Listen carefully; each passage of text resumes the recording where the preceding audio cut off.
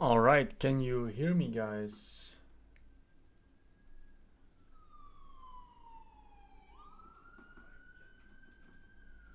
just gonna check if you guys hear me. This is the first time I'm doing this kind of live stream, so the bad news is I unfortunately don't have a camera.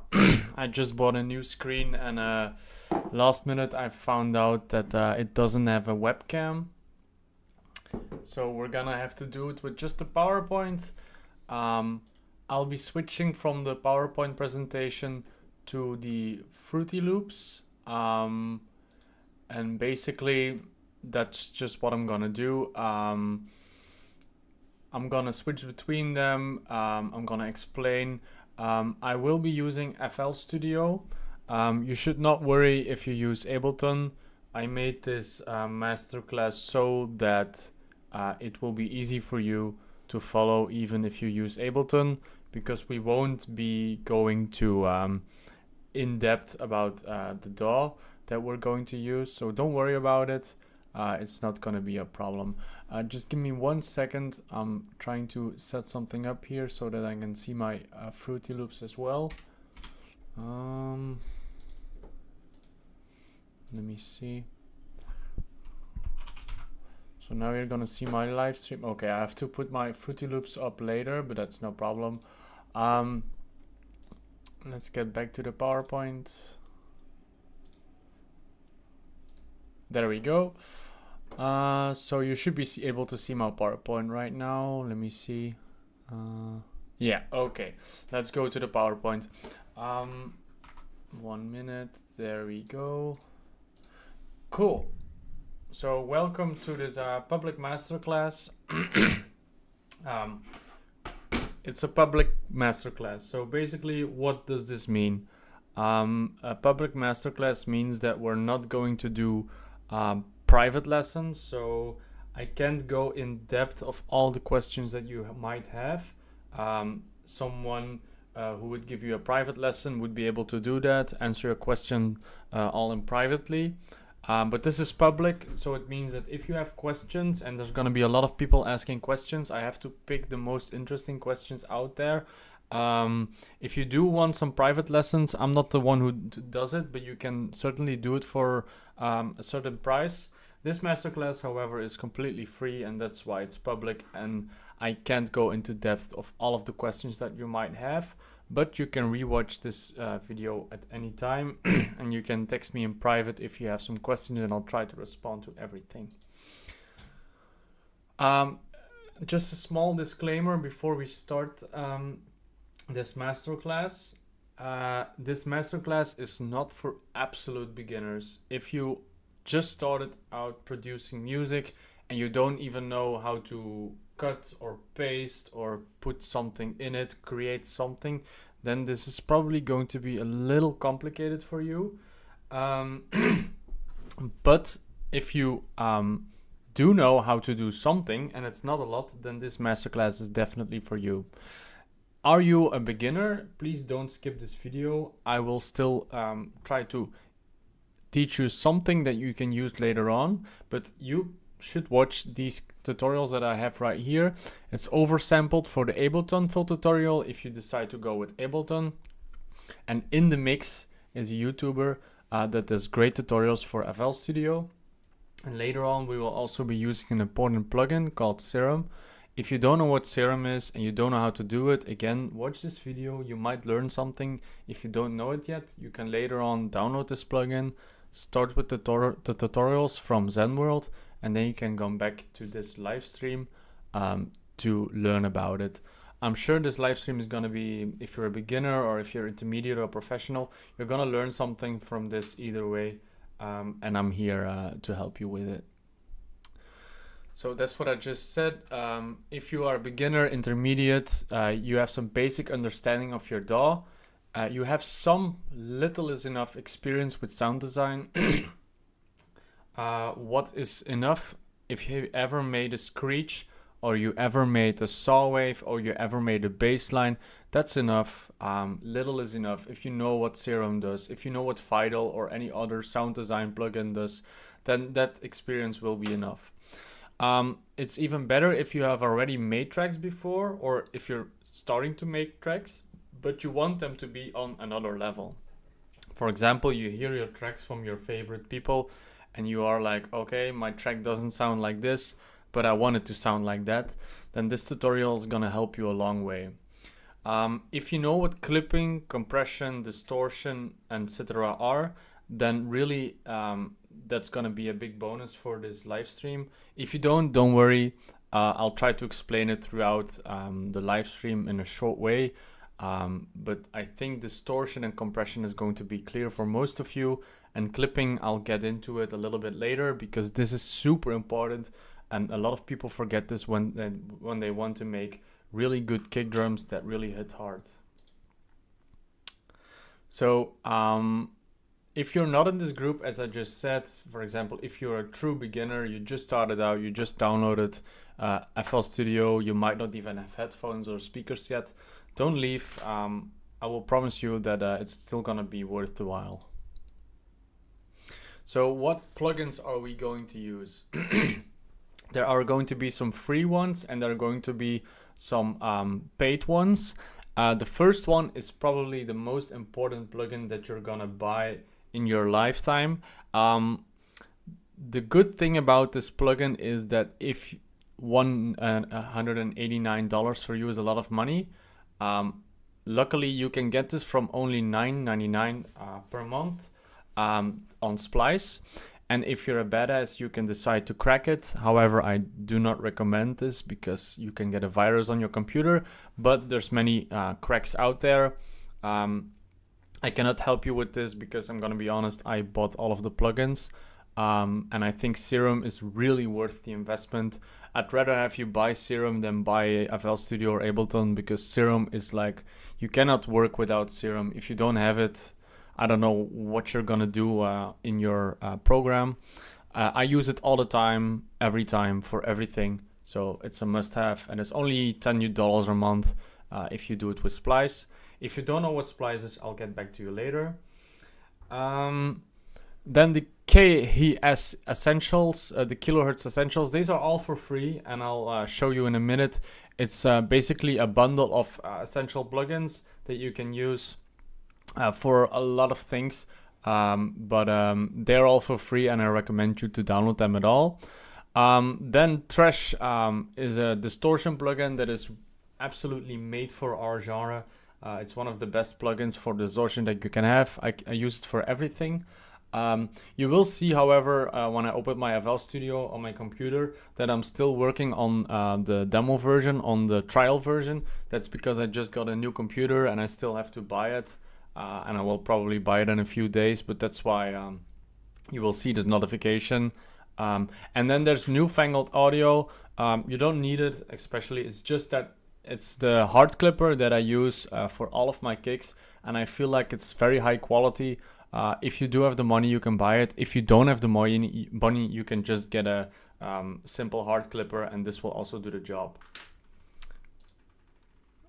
So this plugin is a must-have for every genre, even if you don't produce hard techno, and this is called Span. It's a VST, it's for free. You can just type in Span, S-P-A-N, VST on Google, and you can download it for free. We are going to be using this for basically everything. It analyzes the frequencies and it shows you where there are troubles in your mix. Every time someone sends me a promo and I'm like, okay, the mix sucks, you should download Span. Instantly, when you open these tracks in Span, you can see where the issues are.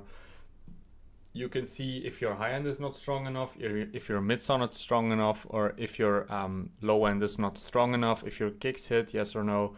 Everything you can see in Span. Then, this is also a free plugin I use. I use the trial version because the only thing you need to see is the true peak. Why is this? When you're making hard kicks, it's easy to go above the limit you're going to clip. Even though you don't hear it and your master is not saying that you're clipping, there's something called true peaks. And these are very, very short clicks before the kick. You might not hear it, but they are there, and it is possible that they click and they clip your entire track. And I don't want to get too technical, but it means that once you send it to the master and you want to make your track loud, you're gonna get these clicks in your track, and you can't basically make it loud, so it's gonna fuck up your entire track. So we're gonna get back to this later, but this is why you use it, the true peak.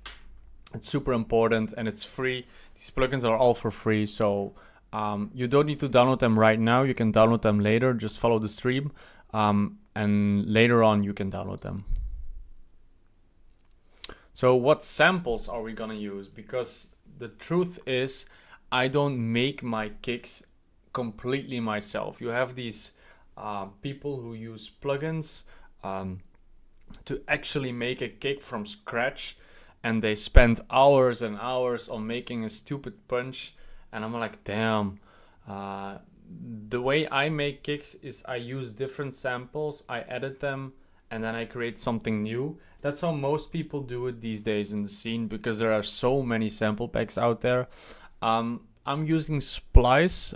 Splice is a game changer. If you don't know what it is, it's a library that you can pay 13 euros a month and you get access to millions of samples, and then they are good for every single genre out there. So if you don't have it, it's only 13 euros a month. Go get it. It's super nice. Then for the kick for today, I'm going to use one sample pack to keep it simple, and this sample pack was around 50 euros. $50, I'm sorry. If you don't want to buy this, don't worry. There's so many sample packs out there for free. For example, the Technovolt, I'll just type it in the chat real quick. One moment. This is the free pack. There you go, you have it in the chat right now.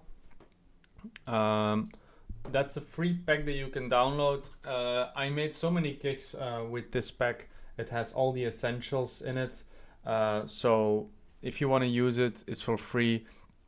It's definitely enough to start making kick drums.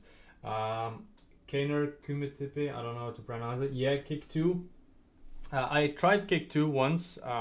It's a good plugin, but for me, I feel like it just takes too long, and the results you're gonna get are much worse than using this method. I really think that this method that I'm using and I'm going to show you today is the best method, is the quickest method, and it's gonna be your way to getting big kick drums. So this masterclass is going to be 3 parts. The first part is how to make a big ass kick. I'm going to show you in Fruity Loops how to use a few samples and how to instantly make good kicks within a few 50 to 60 minutes. I'm gonna do it faster because I already found the samples. I'm just going to show you my process. But if you're just opening your DAW and you have the samples but you don't know what to do, if you follow these steps, you can get big kicks that sound clean within an hour. How to make a big ass lead. I'm going to show you how to make a good lead that sounds unique, but not too complicated, just on the right spot. The reason why is today I have these tracks that I get on my SoundCloud, and it's basically just badly mixed kicks with some cheap screeches that have no character at all. Today I'm going to show you how to give your lead some character. You can do whatever you want. If you want to do screeches, that's fine, but I'm going to show you how to give it character, how to make it unique. And if you combine this, a big ass kick with a big ass lead, and you can arrange it well, which is step 3, obviously you're gonna have a banger. So these 3 steps, if you follow it, you're gonna get a banger, and your tracks are just gonna sound much better. So mixing, I'm just gonna drink a sip of water. There's a reason why I'm not gonna show you how to mix today. I'm gonna show you how to make a kick, a lead, and a range, but not mixing. Why? Because there's already a gazillion billion tutorials for mixing on YouTube. Really, if you just type in how to mix a techno track, you're gonna get so many tutorials that many of you have already watched. The thing is, what I'm gonna teach you today is how to make like a big hard techno kick, and how to make a lead that isn't like hardstyle or psytrance, and also isn't like this classic Charlotte de Witte smooth techno. It's really like this hard techno sound. There's almost no tutorials like this online, so that's why I'm focusing on this. And if you want to learn how to mix, just go to any tutorial on YouTube. that's not what we're gonna discuss here today. I hope you understand. So one last disclaimer before we start. I am self-taught. I'm not a licensed teacher. I didn't go to like a production school. All I know is that I've had some years of experience.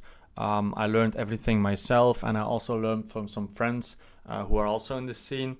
I've been producing for around 4 years now, and since, let's say, 1.5 years, it's really like an everyday thing where I produce around 6 to 8 hours a day.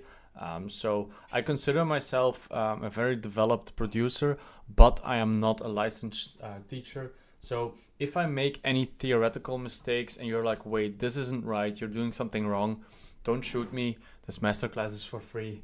So we're gonna go to the kick making. So don't worry, we will get to the DAW in a minute. But first I want to show you some big ass mistakes that you all make. Most people that send me tracks, I can hear the potential, but the problem is the kick sucks. And when the kick sucks, everything sucks. Like, you cannot get a good track if you put on your kick and you're just like, fuck, this has no bass, or it's too distorted, meaning that the low end of the kick, you know, the frequencies that get you going in the club, they just sound like super distorted. Maybe the track has no punch, so it doesn't hit, or maybe it's just going in the red and it's just completely fucked up. These mistakes I'm all going to treat, and if you follow my method, you're basically never gonna make this mistake. So don't worry about this anymore. I'm gonna make sure you don't make these mistakes again. So that's why I created a file. It's called 5 Steps Towards Success. And it's basically find samples that work. Make sure that the samples that you're going to use, they work together. They don't sound like they need a lot of work to get good. You don't need that. You just want to make sure that they sound good from the start. And what do you need? I'll show it in a minute. You need a bass kick, you need a mid punch, a bass punch, and a top kick. So usually it's 4 elements. And if these 4 elements sound good together, then you can start linking them up, processing them, and going for it. If they don't sound good for the start, please, for the love of God, don't wait for happy accidents. They always tell you in music production, happy accidents are nice. No, I mean, it's nice if you have them, but do you really want to wait for something magical to happen? No, you gotta create your own magic. And that's why I'm here to help you. So I'm gonna send you a file in the chat. This is all for free, and this is for the people that are basically watching my tutorial now. One moment. I'm gonna send you the link in the chat. And this is for the people that are watching right now, and this is not for the people that are going to watch this later. So I hope you can download this link. It's going to be available for a few more days, and it's basically a sheet that explains you every step on how to make a big kick drum, and it works every time. I tested it myself. So if you just follow this, oh wait, now I have to go back to the presentation where I was. So if you use this file, you're always gonna get good kicks. So the only thing we have to do now is start with it. This is just like, we're not gonna go all over this, because if you download the file, this is in the file. This is like a short summary of what you have to do, but don't read all of this yet, because if you don't watch the video first, then it's gonna be a little hard to understand. But this is like a step-by-step tutorial on how to do it. You have to follow these steps step by step. Don't start with step 4 or step 2 or you're gonna fuck up. Just start with step 1 and go to step 5 and then use the extras. It always works. Believe in the process, it always works. So let's get going to the good part right now. We're going to hop into our DAW. I'm gonna use FL Studio. I know that a lot of people here use Ableton, but don't worry. The only thing that I'm gonna do here is I'm gonna put samples in the DAW. I'm then gonna add it to mixer channels. I'm gonna link them, and I'm gonna add some effects. You should be able to know this in Ableton, and if you don't, it's super easy to do. Even I know how to do it in Ableton, but unfortunately I can't use all two DAWs. It has to be Ableton or FL Studio. So give me 1 minute. I'm going to go to my Fruity Loops now. I have to do something first. Give me 1 moment.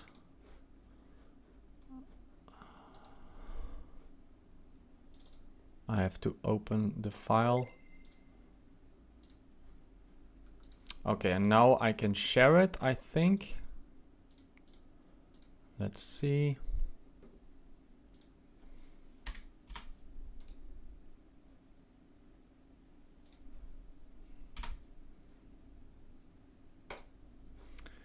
Okay, let me know if you can see it, and more importantly, if you can hear it.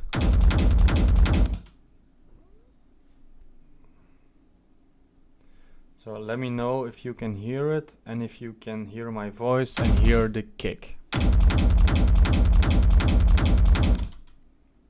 Okay, great. So, as I said before, there's always 4 elements that you can use, and usually you only need 4. If you're gonna add more, then it's rarely gonna work out. The only thing that I add in the end is sometimes some atmosphere or some noise just to fill it up, but usually this is all you need. It's really easy. So these are all from the Hades sample pack, but if I go to this free sample pack right here that I told you guys about, this one already has a kick builder. As you can see, it has kick noises, rumble kick punches, rumbles, shrans, top kicks, finished kicks. It got everything. Now there's one important thing that I always want to know, want to tell you. A lot of people, when they make these kicks, they want for their bass, because you need a bass, they want to use like a sub. Let me give you an example. They want to use something like this. In my experience, this doesn't really work well. Why? I feel like it just sounds better if you already use a finished kick from some sample pack. So today we're going to use this as the bass. This is just how the kick sounds, but obviously we don't want the punch because we already have 3 elements here. So what we're going to do is we're simply going to drag this so we get this. 1 moment. Now you get this. You want to avoid the click at the end.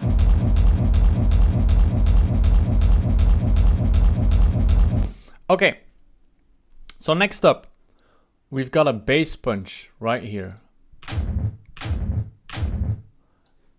This is how it usually sounded in the beginning. So we want to do it like this. And then we are going to add a mid punch. Now, you might notice that I already have 4 samples. The reason why is I didn't want to go searching for samples during the stream because that was going to be a little bit boring. So what I did is I already found 4 samples that sound good together. So I added this mid punch here. You can hear that it has more mid frequencies. When we open span, give me a minute, right here, you can see it has a lot of mid frequencies. When I go back to this one, the bass, this had a lot of low frequencies. So I'm just looking at the live stream to see, okay, you see span as well. So when you add these together, you have the mids and the lows already. So next up, we need a click just for like the high end. As you can see, it's like really up there. So when you combine these, you got bass, mids, and the high end. Basically, you got the whole spectrum ready for your punch. Next, you want to just listen to them together and see if they sound good together. It doesn't sound perfect, but it sounds good from the start. Next up, I'm just gonna listen to it with the bass, and what do I hear? it already sounds good from the start. I don't need to work for hours and hours just to make it work. It already sounds good from the start, but obviously it's not good enough. We want better. So now we're gonna start doing the magic. The first thing you do is step 1. You find elements that work together. We finished that step. So now we're going to step 2, link them up. So this is going to be the punch, these 3, and this is going to be the bass. So I'm going to this. I'm gonna put track 1, gonna put it here, and I'm gonna call it punch 1. I try not to go too fast so everyone can follow. This one we're gonna call punch 2.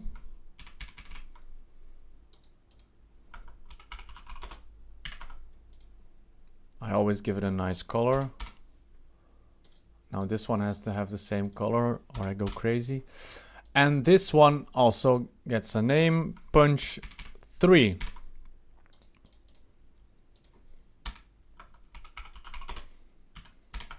Done. So we now have these 3 together and we're gonna create a new channel. We're just gonna call this main punch. We're gonna give this another color. Let's say yellow.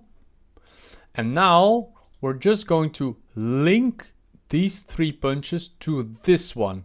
So what you want to do is you want to select here and you want to do route to this track only this track. So as you can see, it no longer goes to the master, it just goes to this one, and then this one sends it to the master.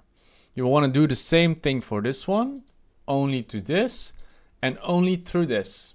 So now I imagine that it's clipping. As you can see, it's going in the red. Don't worry about it. This always happens. Don't worry about it. This is what you do. The next step is you want to add the bass to just the bass channel. You want to call this bass. And you don't have to link it to anyone, to anything, because the bass is just one channel.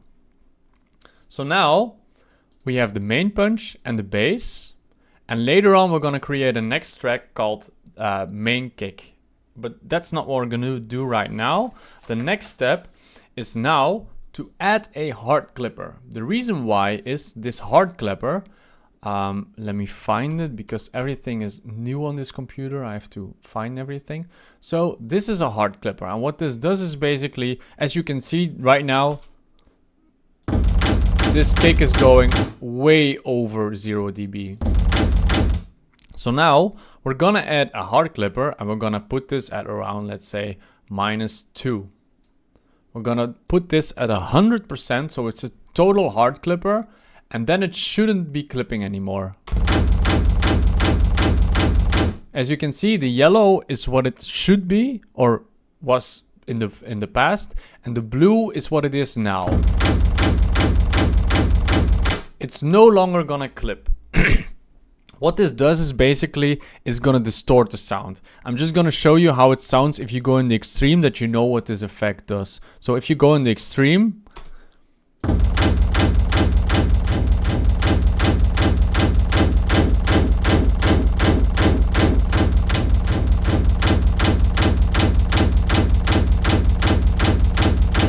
there we go. So now it's no longer clipping. Good. That's all we need. So that's it for this punch. That's it for the hard clipping right now. We put this always at the end so that it doesn't clip. Anything you do before this, I can, for example, do this. I can go crazy with the EQs. Look. It just won't clip because this hard clipper is stopping it after the EQ. I can do whatever I want. It won't clip. It might not sound good, but it won't go in the red. And that's all you need. So next up, I'm just going to listen to this punch. And I'm going to listen like, what does it need? Like, what do I need? Do I want to sound like this? I'm going to isolate elements and I'm going to see if something is not correct. For example, I'm going to do this. It sounds better with this, so we don't have to remove it, but what can we do to make it sound better? This might need some hard clipping, just to make it more distorted.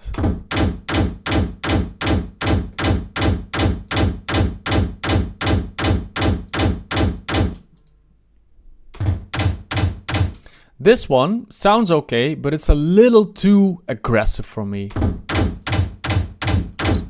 So I'm just gonna remove a little bit of the volume here. And I'm gonna open span and see what frequencies are hitting this spot.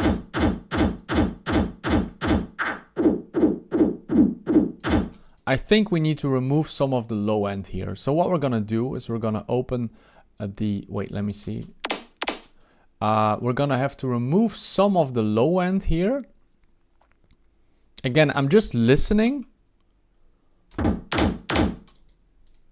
I'm not gonna remove it completely. I just listen, what does it need?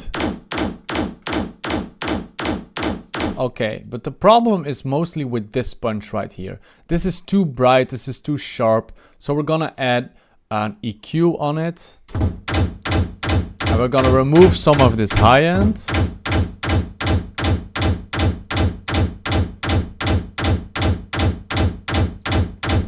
Okay, so this punch sounds okay.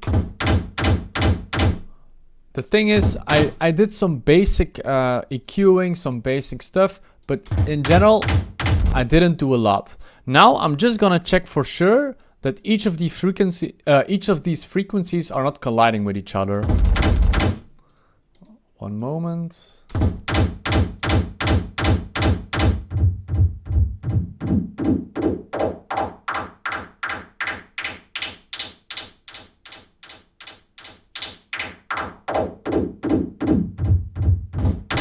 Yeah, I don't really hear any trouble, so I'm just gonna leave it like this. But I do feel like this punch can be a little nastier, because in the end we're producing hard techno, we want something nasty. So we're gonna go to trash, and we're gonna add, usually I like to add this one, it's the heavy hard limits. But it's a little too heavy yet, so we're not gonna activate it immediately. We're just gonna leave it here, and now we're gonna go to the bass. Right now, you might notice that these two elements don't really sound good together anymore. It's okay still, but the problem is we edited this main punch so hard and this bass we didn't even touch yet. So we're gonna make sure that we're gonna glue them together. And how we're gonna do this is very simple. We're gonna go to a new channel. We're gonna call this main kick. We're gonna give this a new color. We're gonna do the same thing we did here. We're gonna link this to this track only, and here to this track only. So now everything is going to this one. And why is this? Now you can easily edit every single one of them all into this mixer channel. If you have EQ problems, you can just edit it there. You can isolate elements, see what works, you can level, you compress, distort, you can do everything from this channel. But the first thing we want to do is add another hard clipper, because hard clippers are amazing. And what does a hard clipper do? Basically, it glues it all together. But the problem with hard clippers is it might destroy your punch a little bit. Your kick might sound less punchy in the end. We're going to fix this with compression later, so don't worry about this right now. So right now we're going to add another hard clipper.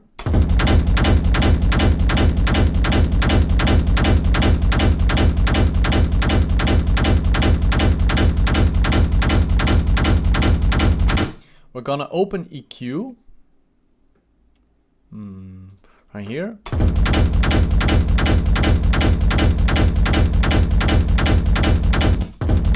And we're gonna do this. We're just gonna go like this, and we can listen. Does it sound better if I remove some of these frequencies?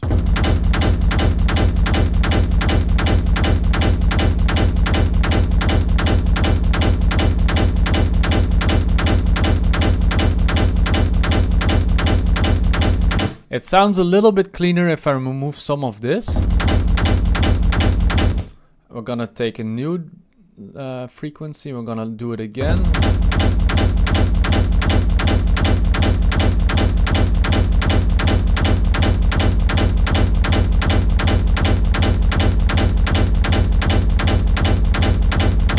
Okay, so we didn't need to do a lot, but I still feel like this right here This one needs some editing. I feel like I cut a little bit too much of the mids and now it sounds too weak. So again, what does it need? What does it need? Just listen.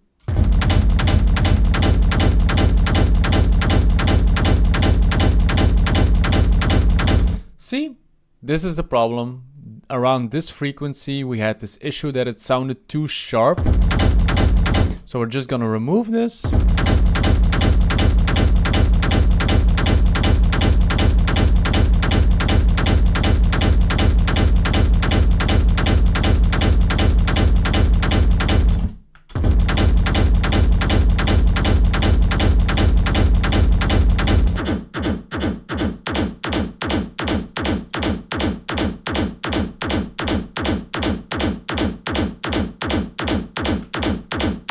This one is a little bit too loud for me.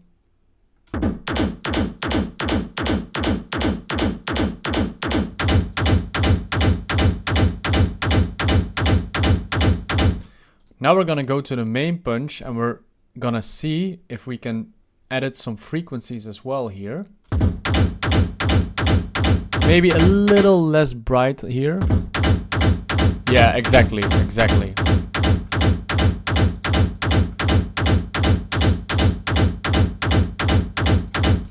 And now we're gonna go back to the bass and we're gonna go back to the kick.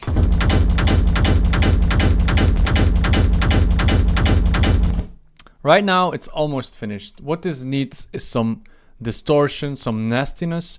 But the problem is most people would go here and would distort the bass. You don't want to know how many promos I get with these kind of kicks. The problem, I'm gonna try to explain this in an easy way. When you're gonna distort these frequencies right here, let me just remove this distortion first. When you start to distort these kind of frequencies, you're just gonna fuck up the sound. You want this region to be clean and you can distort this as much as you want. Even the most crazy up-tempo hardcore kicks usually have some clean low end if they don't want to sound shit. So you don't want to add too much distortion on the bass. Maybe another hard clipper or a soft clipper maybe, just to make it sound a little bit dirtier.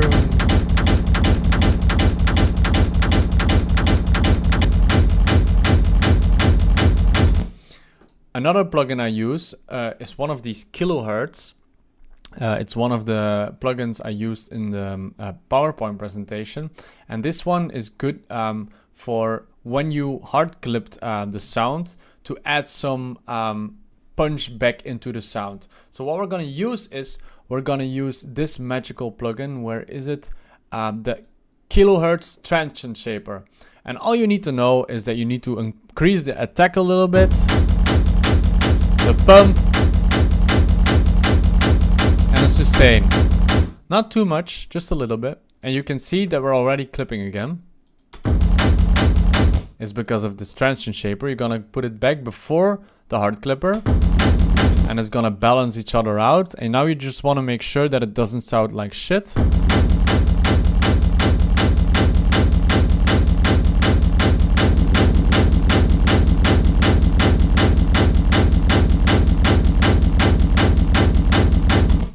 Okay, we're almost done, I think. Let me try and think. We didn't add any distortion yet.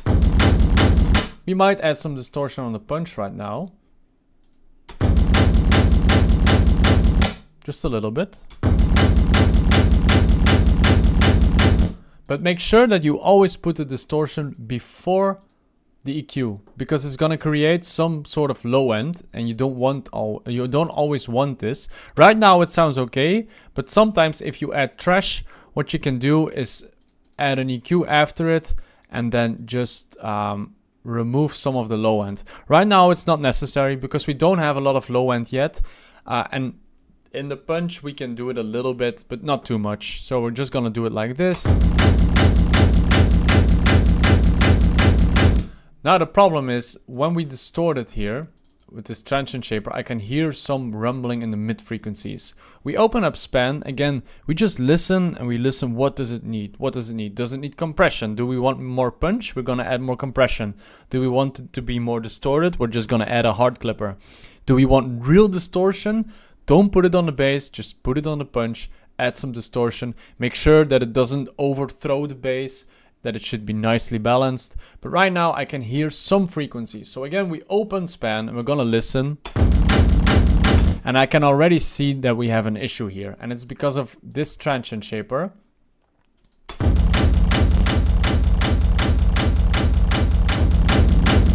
It adds some mids. Now we can either remove this transient shaper and replace it with a compressor. We can try to remove some of the sustain.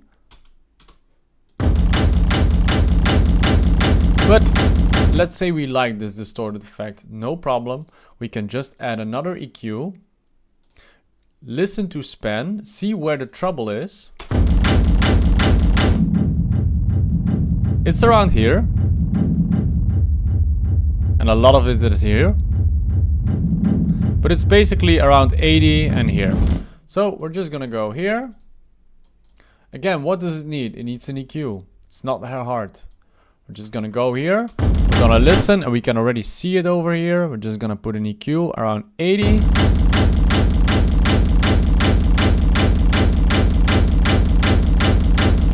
And we're gonna balance it out because it's a little too much. So we're just gonna balance it out until it sounds good again.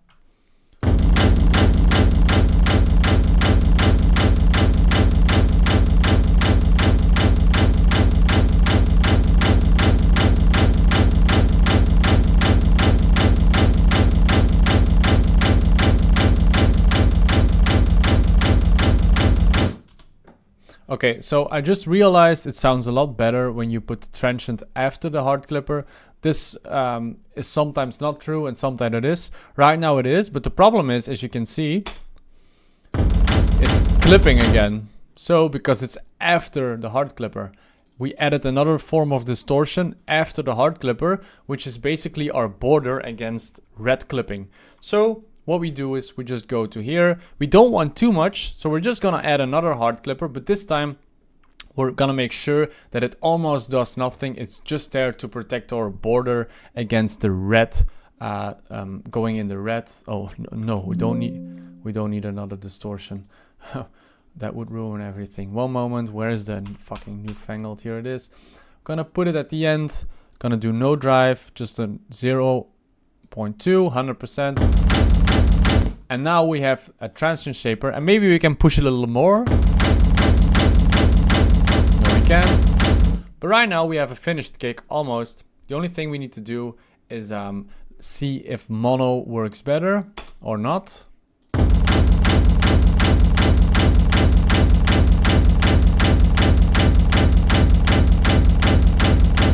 For my taste, this is just pure taste. I like the punch a little bit more mono.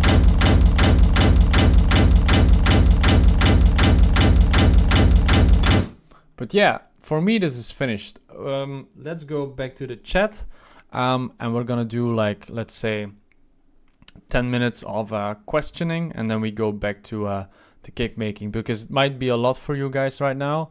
So let me just get back to the PowerPoint. Give me one moment.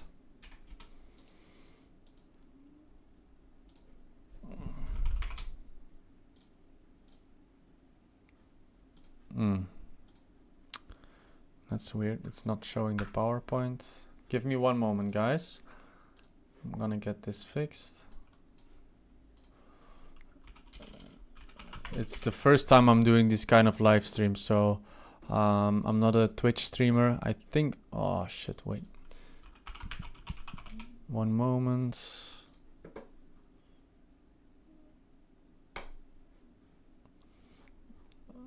Okay, there we go. Now I'm just gonna open this.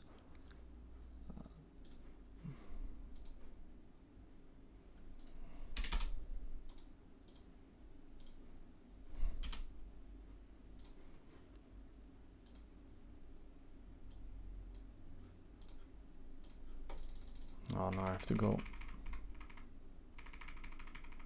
all the way to the questioning. Okay. Jesus. There we go. The questioning. Okay. So I'm gonna open up the stream. If you guys have any questions, let's go.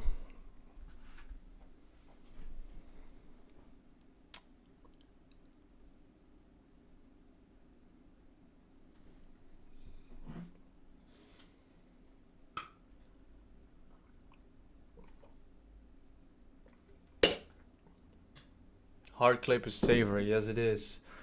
I'm telling you, this plugin is so good for kicks. It's basically always just finding the balance between distortion, hard clipping, and compression. Do you have some simple rules for EQing? Of course. There's always this simple rule. Oh wait, there's so many questions coming in. I'll get back to the simple rules if you just remember me at the end of remind me at the end of this questioning. There's something in span that I like to do that always helps. Can we download the PowerPoint from anywhere? Maybe, yeah, I can show it or send it to you guys. Oh wait, there's so many messages. Okay. Much love for all this, no worries. As a beginner, it's sometimes difficult to hear.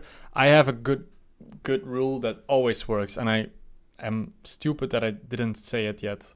The KS Transient Shaper, same as Fruity Wave Shaper? No, it's not the same. The Wave Shaper and Fruity Loops is basically just a distortion plugin, if I'm not mistaken. You don't use a compressor? I do sometimes. I just said usually a transient shaper is a sort of compressor, but it's only for the punch. You can use a compressor, but use it lightly, because usually when you hard clip, you're gonna you lose some of the punch, but not a lot. If you go crazy on the hard clipping, yeah, you can lose some punch, but then you can compress. But as you may have noticed, I didn't hard clip a lot because these samples sounded pretty distorted already. If you want them to sound more distorted, you can use it, and then usually it's better to go for a compressor than for a transient shaper. See as a transient shaper as a very weak compressor. Compressor can do a lot of damage and it can do a lot of good, but there's a fine balance between it.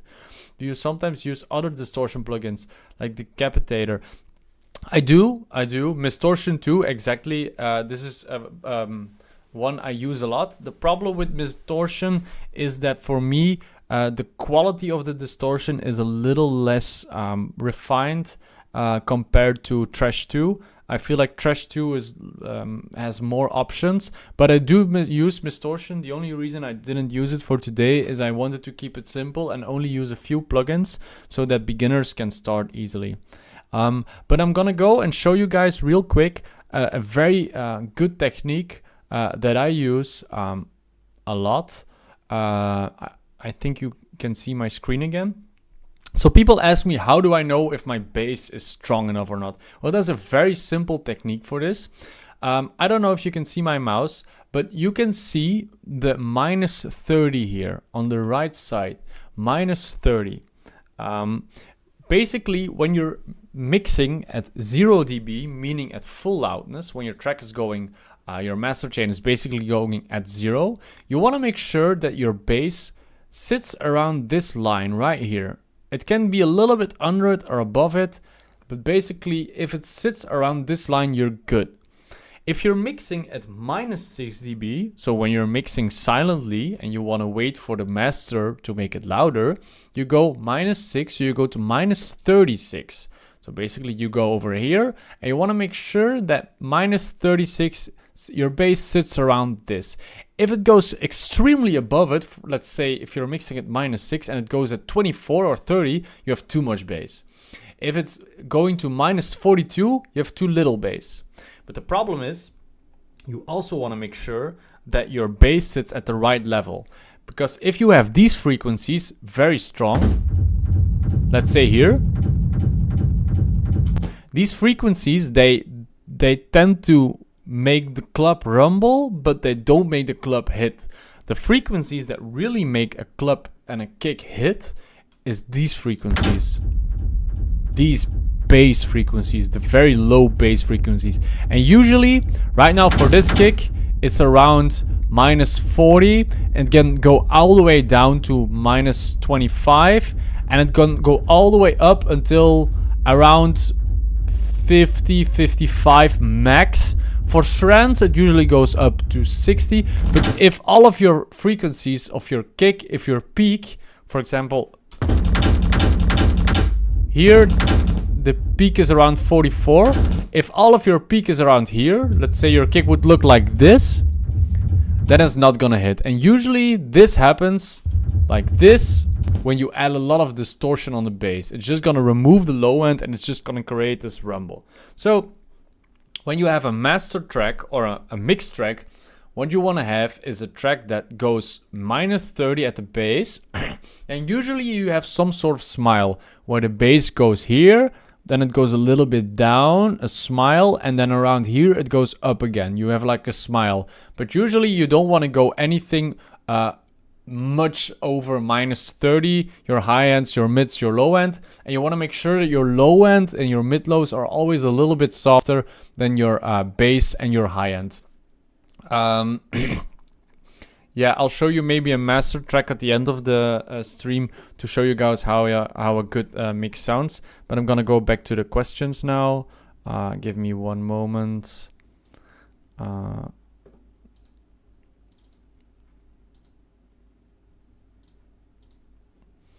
Okay. Other questions. Let me see. Do you guys have any more questions? I'm gonna wait for a few more minutes, and if not, then I'm gonna continue.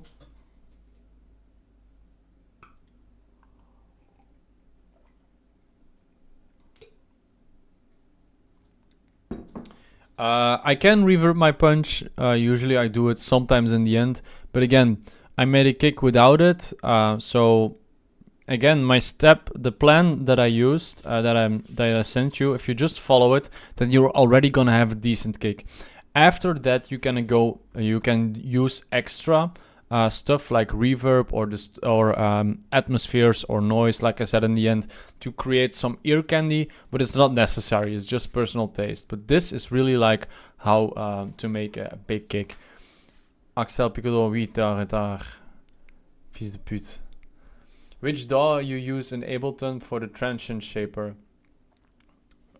What do you mean DAW? DAW is like a FL Studio or Ableton. I use, if I would produce an Ableton, it's the kilohertz transient shaper as well. It's free.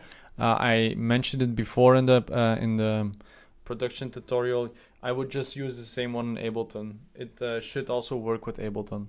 Even with more hollow kicks, the high end should be at a higher level in span. It really depends, man. If it sounds good, it sounds good. But usually you want your punch to be... No. Oh, you mean the higher level? No, I was talking like for a master track, a finished track with like the heads, the leads, the kicks. Then you want this smile. You want like a kick with the bass high, then the mid's a little bit lower, and the high, it should sound a little bit stronger. But for a kick, as long as the low end is good and you have some punch, then the span can look different ways. There's no special way that your span should look like, because a trance kick and my kicks, or a kick from I don't know, Charlotte de Witte or from Axel Picodot, they all sound different, so there's no rules on there. But for a master track, it's gonna be that smile I was talking about. How do you do remixes? I'm going to get to that later. Do you copy the melody from the internet? Yeah, I use the MIDI files, but I'm gonna try to stay on topic. For transients, better high or low frequencies? The transient usually works on the punch. So the mid and high frequencies. Do you use a multiband compressor a lot? No. For kicks, I never use it. You can use it, but for me, no. You want to have the character of the kick to sound good, and a multiband compressor, when you just add it, it just changes so much. So I don't know. I don't use it for multiband for kicks. You probably can use KRS too. Yeah, you can use it in Ableton. Also that one. Yeah, exactly. Low, no, I mean middle. Yeah. Transient for the middle, yeah. I don't know for Ableton, sorry. And an off-topic question, how do you download your free download songs on SoundCloud? You can just download them from the computer, man. I don't understand. It's not possible with the phone. Could you turn off your speakers and use headphones? Why? You hear the speakers? Is it like a problem? Do you guys, can you tell me if you have issues hearing the speaker? I can switch to headphones if you want. Fuck you, Axel. Putain. I thought the rule for the kick need to be in full mono kick, but it's not true. No, the thing is, I'm gonna try to explain it. We over here. Okay, I'm gonna switch to headphones in just a moment. I'm just gonna respond to this last question. I'm gonna go to headphones, no worries. Yeah, okay, you actually hear it double. Okay, give me a minute. I'm just gonna fix this shit. I know how to fix it. I was trying out different stuff, but now I know what to do for this stream. Okay.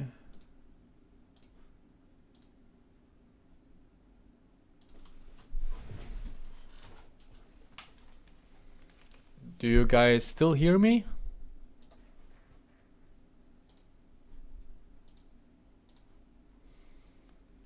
And is it better now? Yeah, it's better? Okay, nice. Let me just check. Do you guys still hear this? Fuck, nu moet ik dat weer. It's the same. God damn. Yeah, I'm gonna play the kick again. One moment. I'm telling you, I'm never gonna be a Twitch streamer. It's too hard. Can you still hear the kick?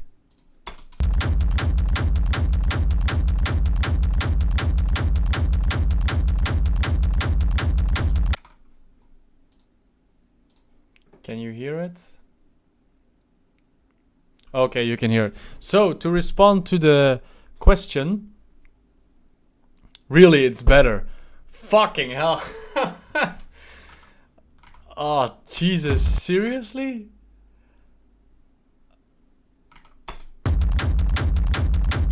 God damn, I hate my life. Really? Oh, fucking hell. Okay, so now you know how it really sounds.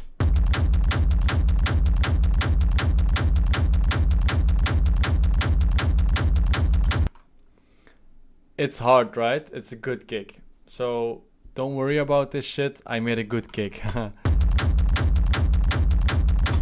Yeah, man, I told you, if you follow the fucking steps, you get a big kick.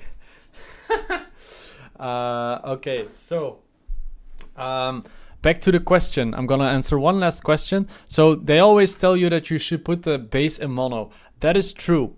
But the thing is, you only have to put the bass in mono. Nobody ever said something about the mids or the high end. It doesn't have to be a mono. And usually these kick samples that I use, they are already in mono.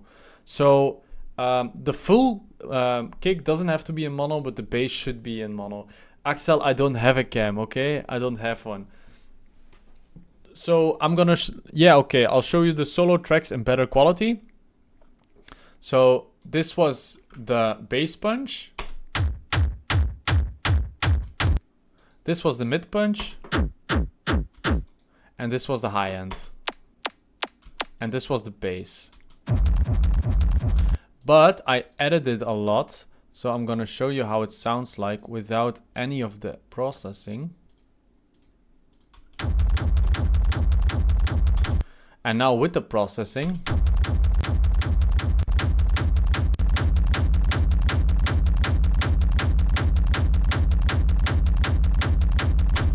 So we basically made a pussy kick into a big kick. So do you guys think we can go to the next part? What do you mean? How do you make it go down? No, I don't. So guys, please, I'm I'm so sorry for this, but I'm gonna do this now with the headphones. I was trying to do it on the speaker, but I don't know what I did wrong. I'm sorry about it, but we can continue now on the headphones, and it's gonna sound a lot better. Do you guys want to go to the leads now? Because yeah, I don't want to make you guys wait too long. Good. So we're gonna go back to the PowerPoint then. Give me 1 second.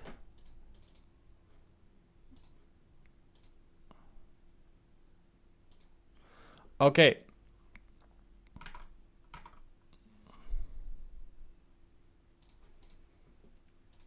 So next up is how to make a big ass lead. Now that we finally have our kick ready, we should start with a lead. If you want to make big kicks, that's a good thing, but usually it's better to make a big kick first and then go for a lead. Why is this? Because all of the good leads that you hear from big producers, they don't sound very good often without the kicks. And if they do, that's okay, but usually you want to make sure that these kicks sound good with these leads sound good with the kick. I'm gonna show you in a minute what I mean by this, but if you have a big ass lead but it doesn't dance with your kick, it's gonna sound like shit. So we're gonna make sure that we don't do that. So a lot of mistakes that people usually make is that it's too wide. I'm gonna show you in a minute. I'm gonna drink some water. And often it's these fucking basic screeches like a saw wave, just 16 detune and high pitched, and just some distortion and reverb. It's so boring, man. It was maybe working a few years ago, but now people want something unique. Another thing is not processed correctly, as I just said. If it's not EQ'd well, if it's not mixed well, it's not gonna sound good. And if it's not good, then it's not gonna sound good. Voila. So what should you have? You should have a kick that dances. You should have a lead. I'm always talking about kicks here. You should have a lead that dances with your kick. You want to make sure that it doesn't fight with it. Your lead shouldn't have these low-end frequencies that collide with the kick and make it sound like like rumbling. And you want it to be clean. Don't overcomplicate, like, oh, I need to be super unique. I need to try these different things. No, usually when you do some cool stuff that I'm going to show you in a minute, it already sounds good, but also don't be over generic. As I just said, don't just use screeches with these basic sounds. You can do it, but honestly, you're not going to sound very unique. It comes down to experience and personal taste, as it is with kicks, but with leads you have a little bit more freedom. Because it's less theoretical. You can do less things wrong, because with these kick drums you can do a lot of things wrong, and there's a lot of things that you shouldn't do. With leads you can be more free, but I'm going to show you this in a minute. What I'm going to show you today is how you don't sound like everyone else. There's a few things here that may sound complicated, but don't worry, I'm going to explain you in a minute what all of these things mean. We're gonna experiment a little bit, and then we're gonna make a sound with it. Let me just get my paperwork here so I don't mess up.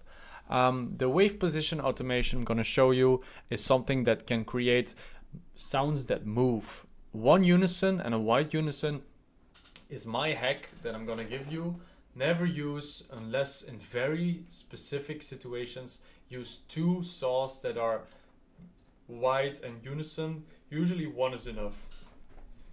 The master tune automation, even though it's a little bit, can do so much. I'm gonna explain in a minute. If you don't know what this means, don't worry about it. I'm here to help you. Automate filters, EQ, FX, distortion. What do I mean? Don't just add distortion or add an EQ. Automate it. Make sure it changes a little bit while you play the synth. Use frequency modulation. I'll also explain in a minute what this means. And last but not least, mix the lead properly with the kick so it sounds balanced and good. So let's hop back into our DAW. Again, I'm going to use FL Studio, but please don't worry. It's going to be 90% Serum And in the end, we're just gonna add some reverb and distortion. That's all. So again, don't worry about this. But we're gonna go back in FL Studio. Now I have to open my streaming software again. Can you guys see it? Let me just know. I always have to check so I don't start without it. Can you guys see it? Okay, so I'm gonna make it easy for myself. I already rendered this kick a few minutes ago before the stream started. Kick cell, where is it? Kick Masterclass, Kick Masterclass, Kick Masterclass. There we go. So I'm just imagine this is the kick that we just made. It's actually the kick that we just made, but I remade it again. See, it's the same kick. I'm just gonna delete this, and delete this. I'm gonna delete all of this.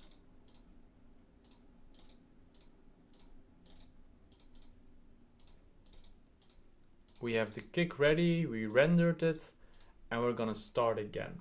Now we're gonna make a lead. We're just gonna make sure that it doesn't go in red.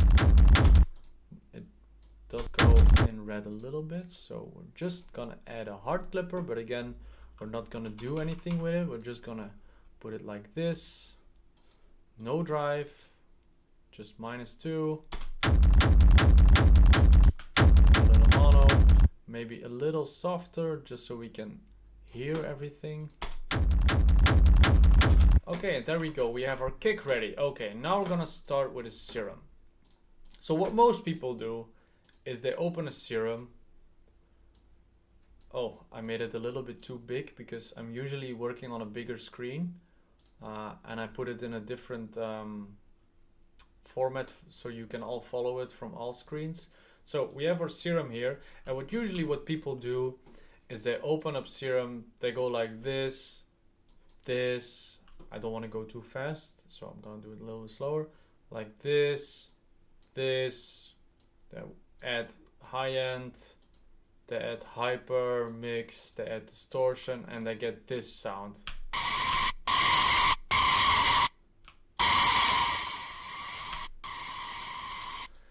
Boring, boring, boring. The problem is when you put this sound in mono, a lot of club systems are still in mono. So if your lead sounds like this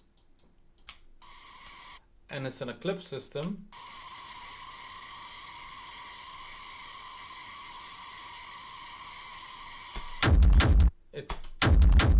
it sounds weak. I'll put it in a piano roll just to show you. It sounds weak as fuck.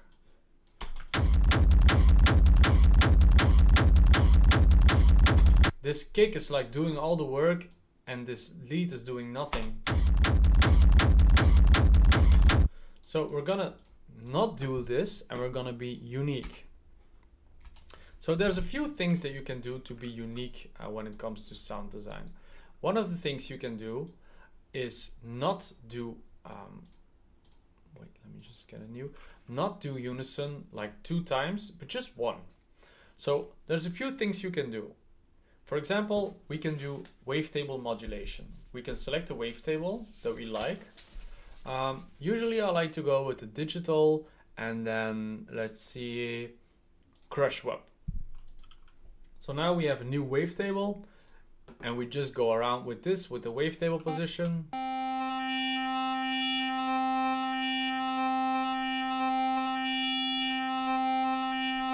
That sounds cool. So we're gonna do an LFO on it, and we're gonna modulate this.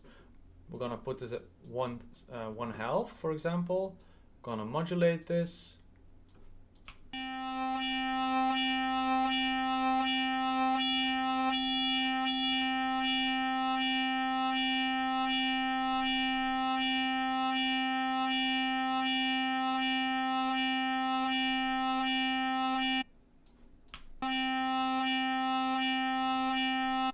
See, we already have something. Next, let's see, we can add a basic saw. just a basic one.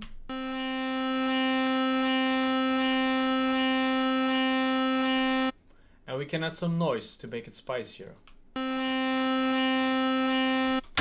Now what I like to do is I like to go to the frequency modulation, one of the steps I just explained, and I'm gonna put it at FM noise. And what this does, a lot of people know what this does, like the frequency modulation from B. And it can create some cool sounds. But what most people don't know is that you can also do this with the noise, and then it sounds very cool.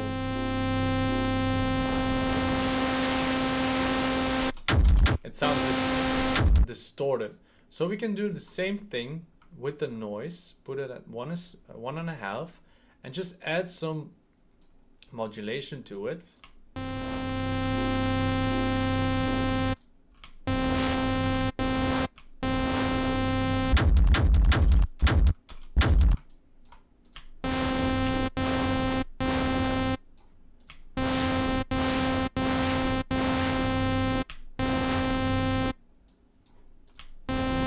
I know you can edit on the same one, but I like to use different ones.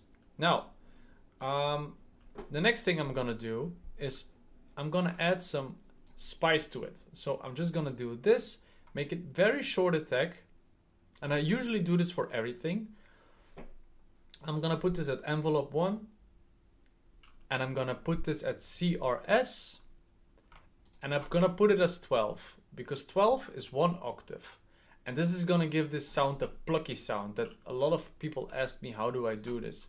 And you can already hear the difference instantly.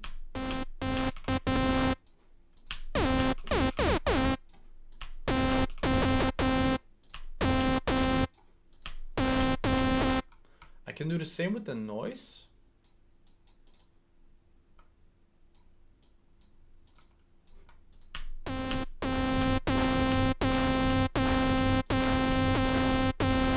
It can be random. There's no rules here. You can do whatever you want.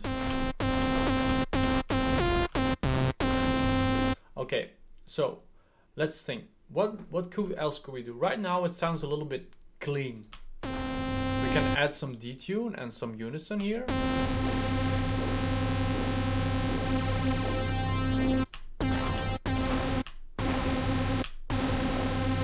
Maybe it's a little bit early to do that already. So what we're gonna do is to make it wider, we're gonna use another LFO. Again, I'm using so many LFOs. We're gonna go to the matrix session. We're gonna go LFO 4 right here. So it selects LFO 4. Then we're gonna go to global and master tune. So now, every time I put this at 2, for example, this is gonna evolve the master tune, as you can hear. Obviously this sounds like shit, but don't worry. We're gonna put this very fast.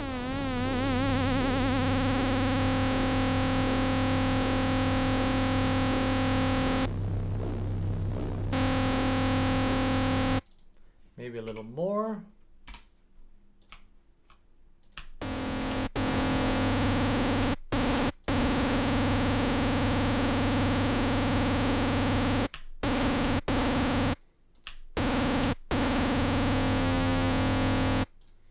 Okay. Next off, we're gonna add some distortion, and usually I like to use the 0 square distortion because this one really is made for hard techno. Listen to the difference between the tube and the 0 square.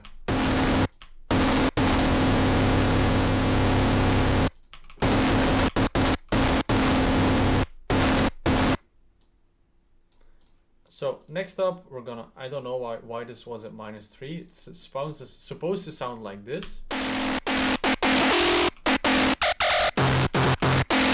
So right now, this kick, I'm gonna listen to it and I'm gonna feel like what kind of lead fits this kick. To be honest with you,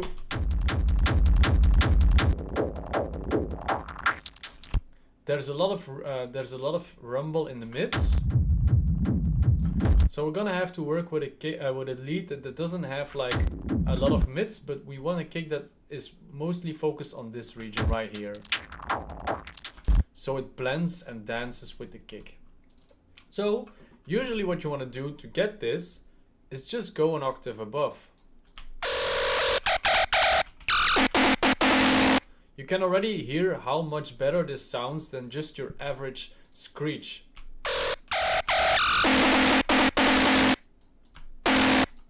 So next up, we're gonna add some hyper dimension to get some body into it. Again, we didn't touch this. We didn't touch it. It's already sounding this good without touching these unisons. But now we can do it a little bit.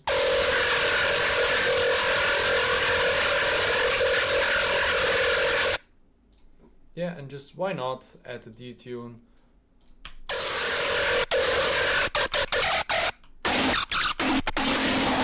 Okay, so when we open span, we can already hear that this has a lot of low end.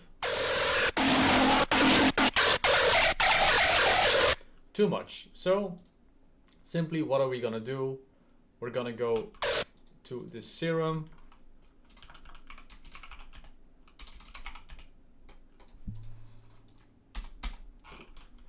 And we're gonna add some frequency high passing.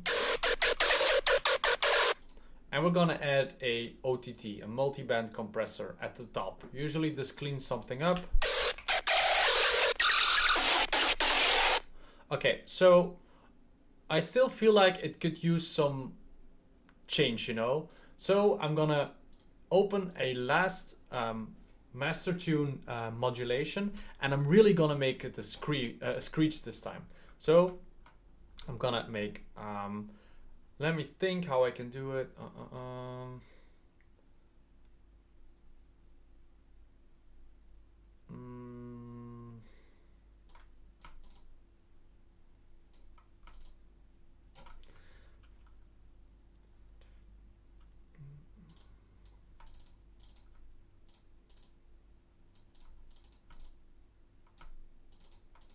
Okay, I know what I'm gonna do. So I'm gonna explain what I'm doing in a minute, just like this.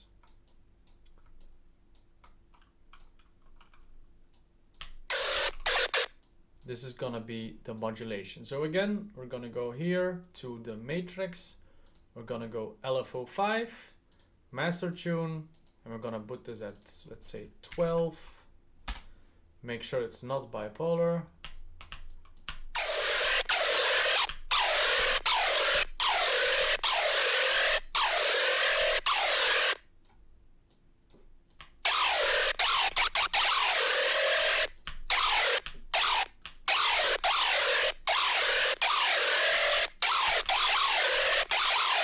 And you can just play around with this, but this is basically like a basic sound.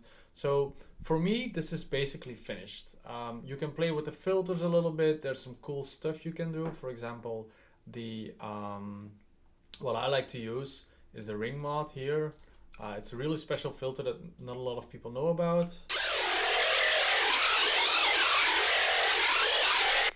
We can use it a little bit if you want. Again, another modulation, who cares, just add it. Maybe add a little less mix to it. Again, why don't we just modulate the mix as well? Who cares? We can do it.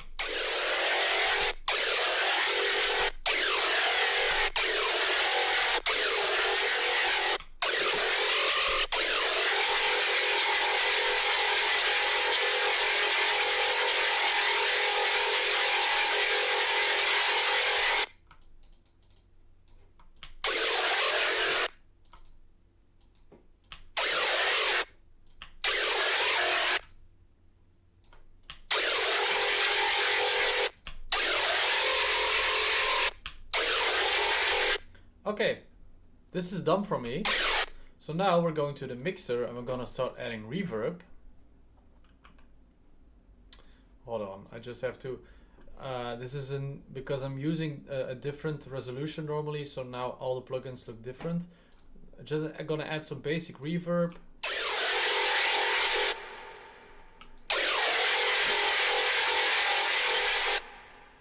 Obviously, we're gonna add the hard clipper. Why not? It makes everything sound so much better. So we're gonna add this.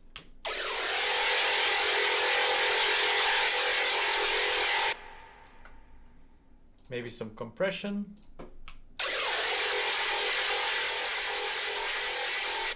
And now a very important part is we're gonna add a sidechain. I don't think I put this plugin in the PowerPoint, but this is called Flux Mini. It's a free plugin, and basically what it does is the kick starts here and your lead starts here. So it's very simple. You just click, you drag, you put it like this. You can use this every time. You put it at 1/4, and now it's gonna not collide with the kick. We're gonna look at the frequencies of the kick one last time. And we can see that around here and here we have some peaks. So 160, we're gonna go to our serum. 160, around here, we're gonna remove a little bit like this, and then again listen to the kick. Around 11K, we're gonna also remove some of it there. There we go. Make sure that the sidechain is before the hard clip and the reverb. Okay.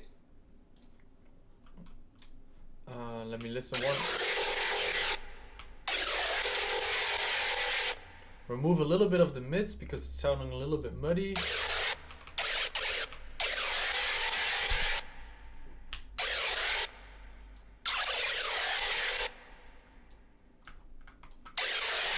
Okay, now we're gonna make a short melody.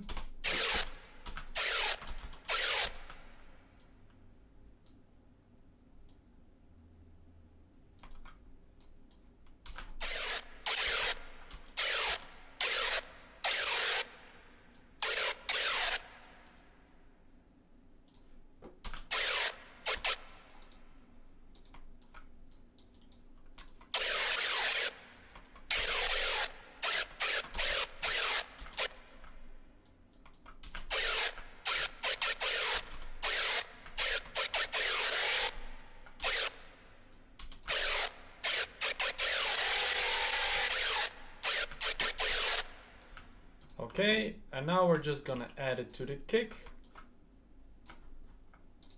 One moment. Okay, we're gonna add a filter. I'm not done yet, by the way. I'm just gonna show you how it sounds already. And it's gonna sound a lot better with this. What I'm doing right now, just ignore it. I'm just gonna add a filter to it. You're gonna hear the effect. So just gonna put a filter to it, and you're just gonna hear how good it should sound already. And if not, it's not a problem. We can just do a little bit of changes. This is how it sounds right now.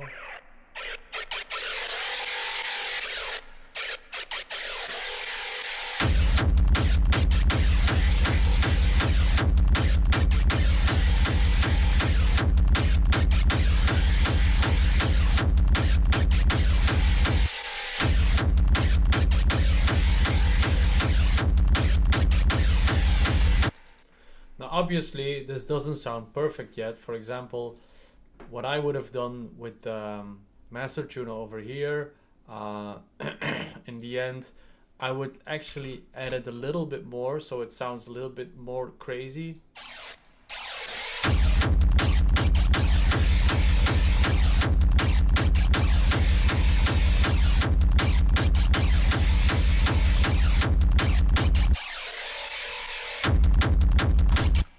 But let's be honest, guys, it may not sound perfect. I'm just making this in a few minutes, but it's sounding a lot better already than these basic ass screeches that you make. So I hope that this kind of clears it up a little bit and that we can move on to the next step, which is going to be the reverb, I'm going to change some stuff about it that is gonna make this a lot more interesting. But first I'm gonna go to the questions real quick, so that we can make sure that everyone is still following, and that we don't have people missing out on important stuff. So let's get back to the questions. What do you guys think of this lead? Do you understand what I'm saying? Do you have big questions that other people might have as well?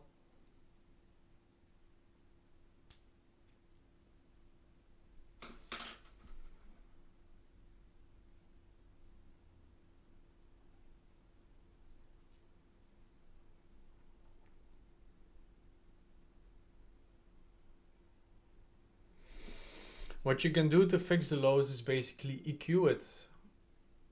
Frequency, just EQ it until it sounds good. And if the sample really doesn't have any lows and you have to EQ it a lot, just use a different sample. You don't use Vital. I don't use Vital. Do you use gross beat anything with the leads? I can use it, but I'm not really a big fan. I like to just make the melodies myself and the rhythms myself. Are there any questions regarding to the sound design that you might have?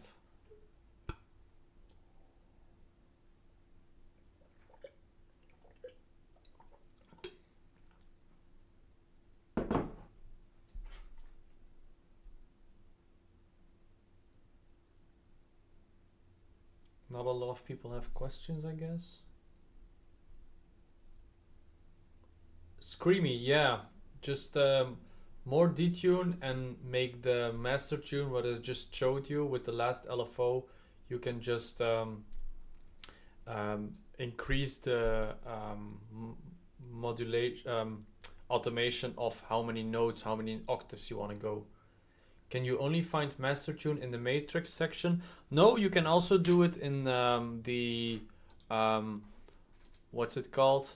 Next to the octave, the fine tune, there's a CRS. You can also automate this and do the same thing. The CRS in the beginning stream. Have to put voice up for scream like. You don't have to. It's a misunderstanding. In fact, a lot of people have come back from using 16 voices. You don't need this. You can use it, but it's not needed. Which distortion do you use for leads? Trash 2, but right now I felt like this was already very distorted, but I can add another layer of distortion. I can try.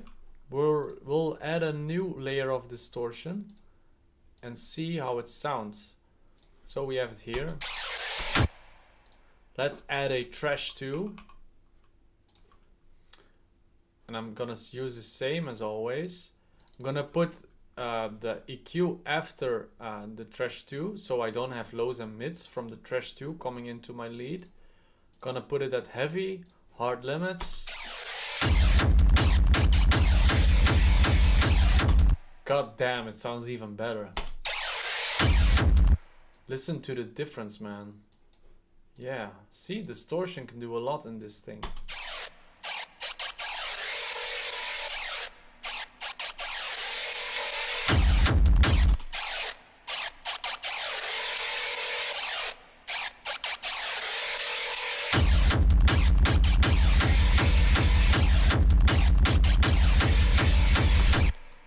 Yeah, the person who said distortion, absolutely.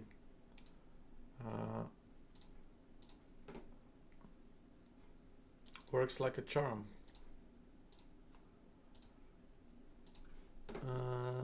Which I found sometimes a screech sounds too soft and not hard enough, but then when I go to do anything, it distorts way too much before I can get it to hit hard. Again, do the steps what I say. Modulate some stuff. Try to change some knobs. What I just said, like you can put so many LFOs on so many different buttons to make it sound unique and fat. You don't always need distortion, but again, I just used some distortion. I didn't add any yet, only in Serum, so that's why right now it sounds well, but don't overdo it. Mixing problem, yeah, for sure. Sometimes you just have to boost the EQs and the highs to get more character in the screech. Again, what I'm showing you right now is like how to make it shortly. After that, you have your bases ready, you have your foundation, and from what we just made here, you can start fine tweaking the EQs, you can start using different stuff. But now we have our foundation and we can start with it.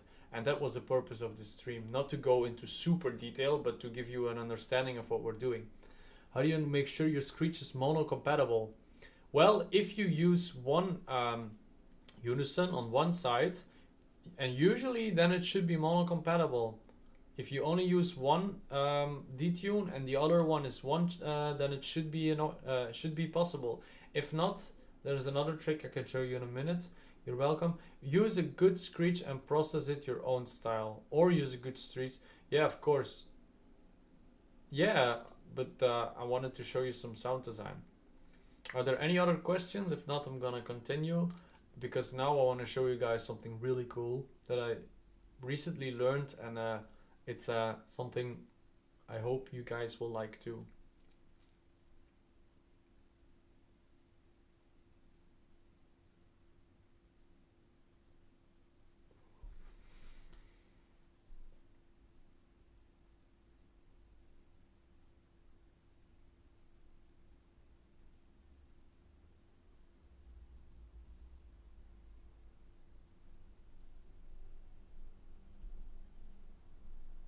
No questions? Okay, then we're gonna continue with the next part, and this is something that I really look forward to teaching you guys. It's a fucking master trick, and I use it all the time. So we're gonna go back to the PowerPoint like this, a big ass lead with reverb and delay like never before, sidechain 100% wet. So, wait, let me go back. We're gonna go to the Fruity Loops again. Fruity Loops. And we're gonna go, let me see if I have it correctly. We're gonna use a new sound. We're just gonna put this away for a moment. And I'm just gonna use a Screech from one of the sample packs that I sometimes use. By the way, if you guys have questions or you want to say something, I have the chat next to me.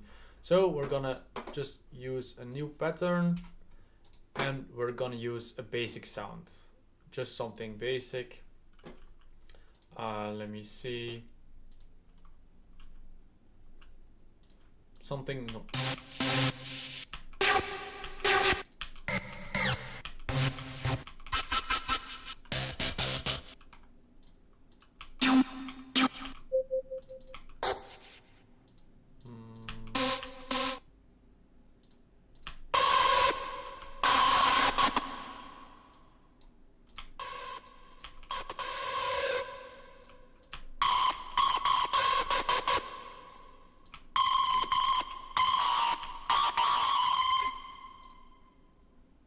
Okay, let me just change some stuff so we can start with it. One moment.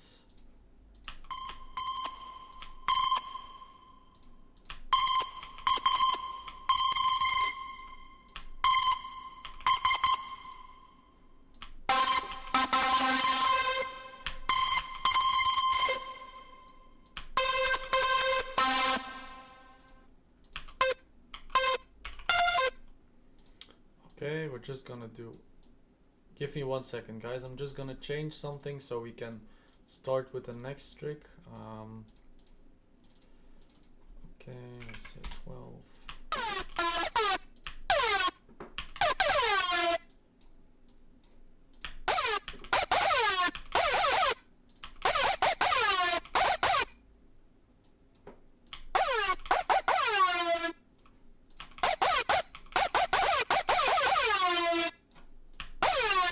Okay, so now we have a basic sound.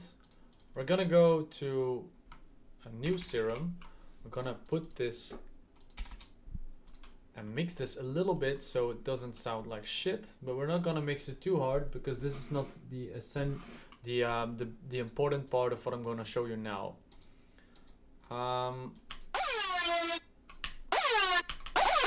Actually, if you want, we can use the old sound. I just have to change it a little bit. That's maybe even gonna be better.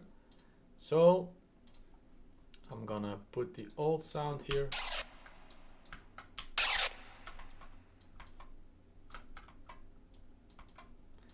And we're gonna split these up a little bit.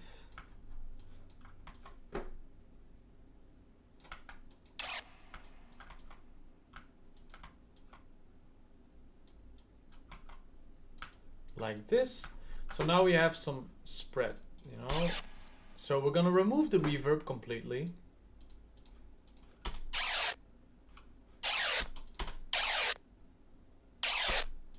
And we're gonna put a second channel next to this. Like with the kick, just an empty channel, and we're gonna call this reverb. Next off, I don't know why this is linked. Let me just go to the master. So now that we have the reverb and the serum, what I'm gonna do is I'm gonna put this, link this to this one, but I'm not gonna do link to this channel only. I'm just gonna press this button. So now it's linked to the master and to the reverb. Next in the reverb, I'm going to add a reverb. I'm gonna put it at 100% wet and 0% dry. So there's only going to be a wet signal coming from this track going to the master, and the dry signal, basically the not reverb, is also going to the master. So right now this is gonna sound very, very big. Obviously we don't want this, so we're gonna make sure we don't have this in the end. We're gonna remove some of the low and the mids, and we're gonna make it longer.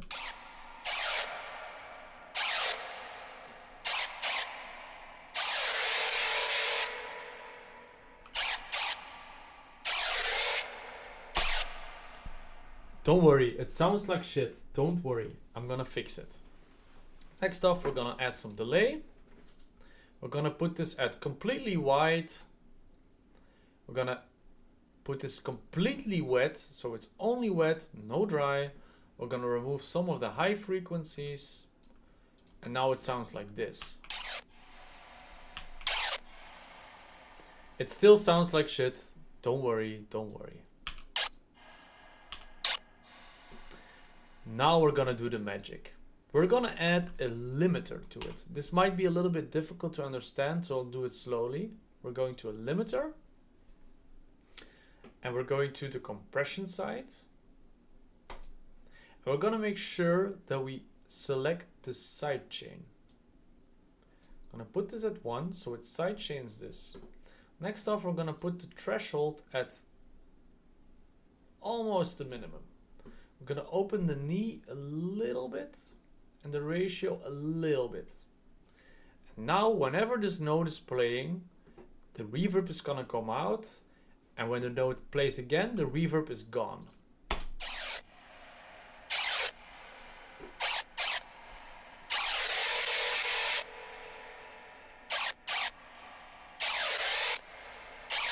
You can see it open up.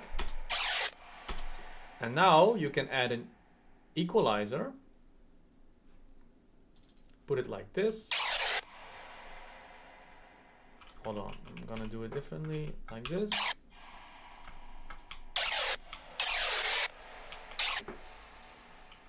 And now we can play with it. We want some more low end, okay, we can add it. Maybe a little less wet.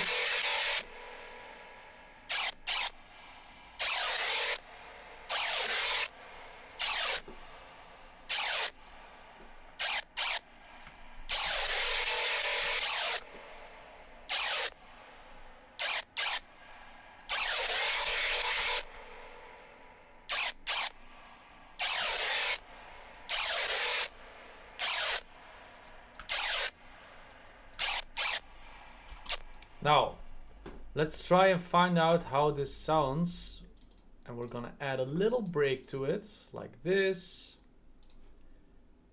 Gonna remove some of the high.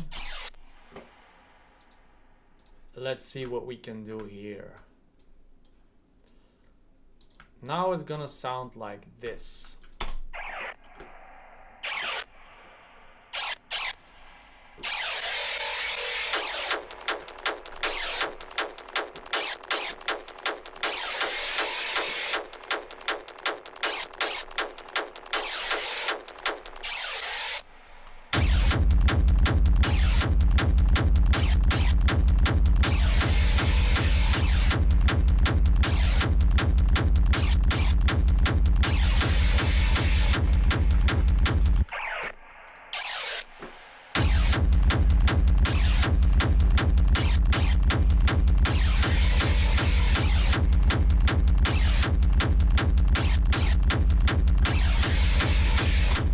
And you just play with these knobs that I all just touched until it sounds good.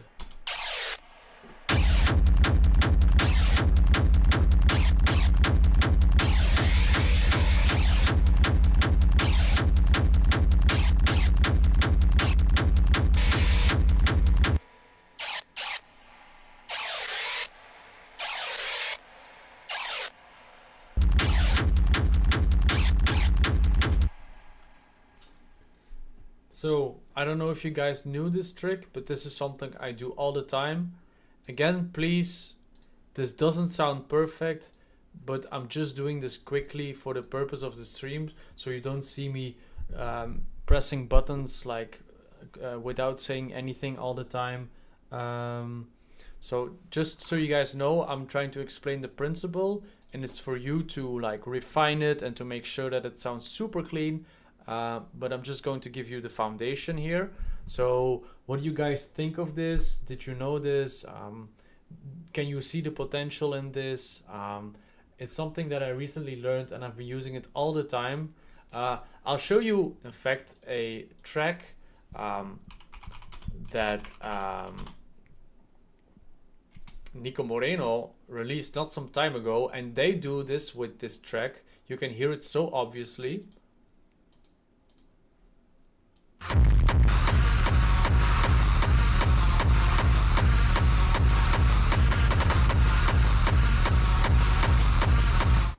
The track with Warface.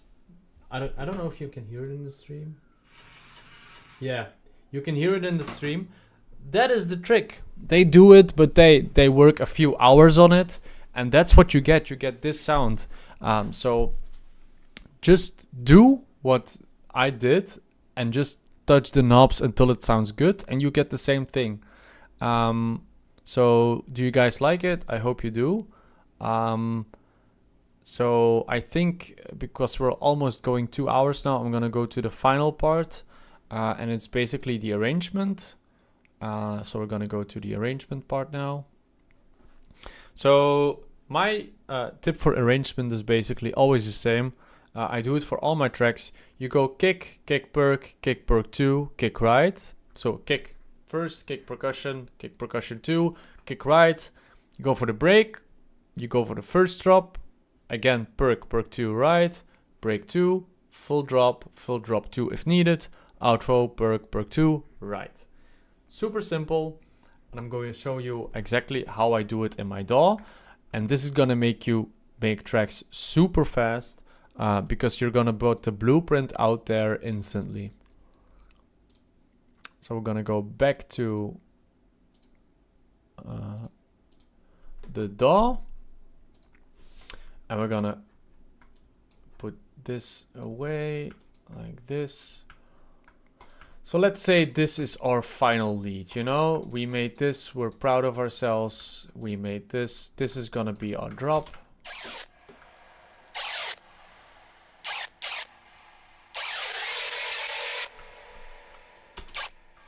Okay, so what I'm gonna do is we always work with bars, you know? In techno, we always work with, let me just put this, okay. So this is 4 bars, okay? So always 4 bars, 8 bars, okay? Simple, 8 bars, remember this. Usually what I like to do is at the end of this, I remove 1, then we go to the next 8, okay? Next 8. Next 8, and this is going to be our intro. Here we're going to do the kick, simple. Then usually it's for techno, it's normally 4 bars or 8 bars or 16 bars for your first break.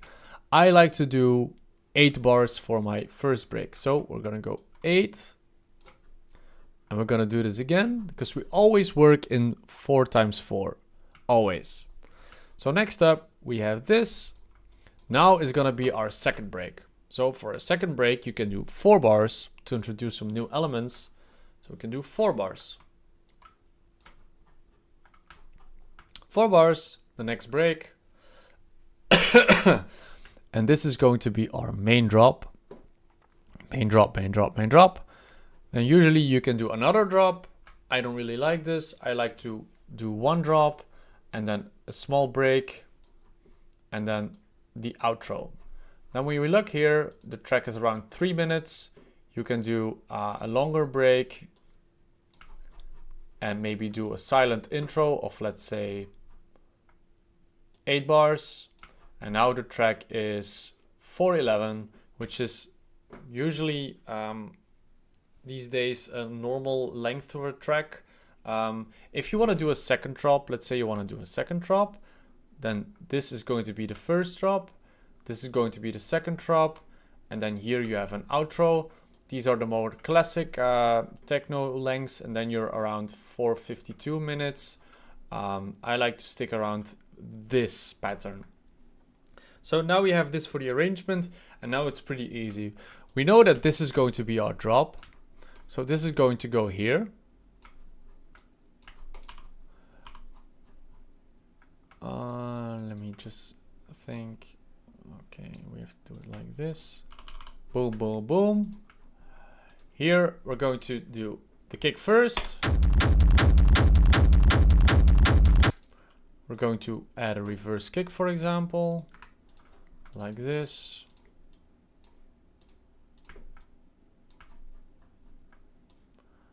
Boom. And you can add it everywhere.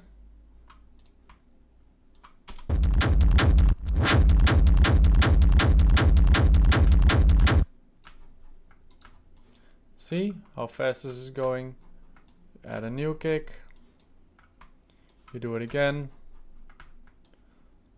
Boom. Okay. Next up, we need percussion. Okay, let's see. Some cool percussion pack. Let me think. Here, drum loops. Maybe some glitch loopers.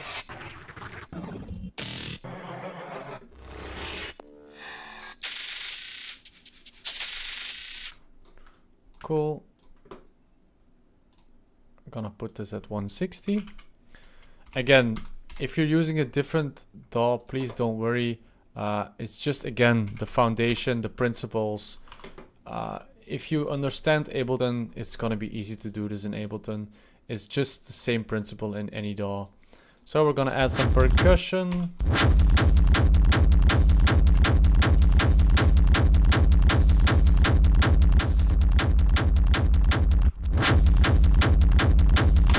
I'm not gonna mix any of this right now because that would take too long. So I'm just gonna add some reverb. Usually I would EQ this too, but for the sake of this tutorial, I'm just gonna do it quickly. There we go. Some percussion.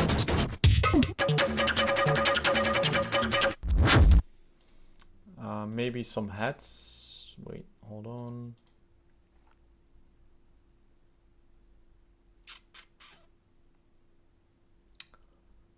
Where can I find this? Here.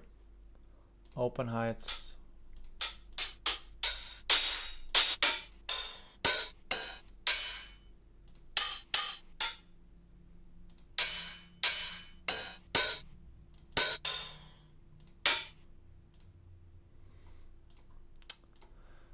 Damn it, I don't like these.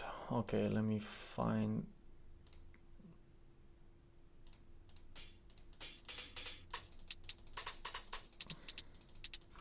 Okay, there we go. Some closed hats.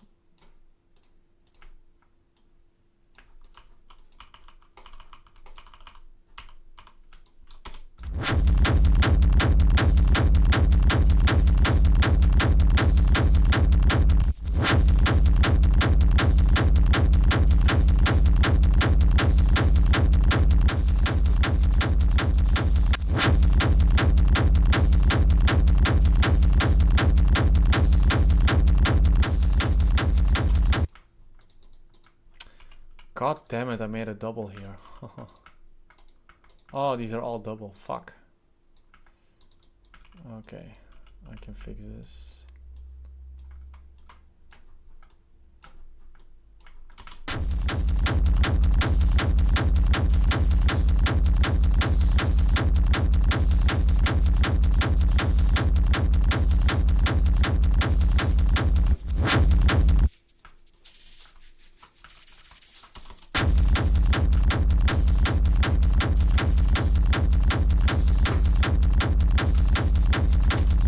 maybe add some sidechain so it doesn't hit with the kick, and you can give it some groove.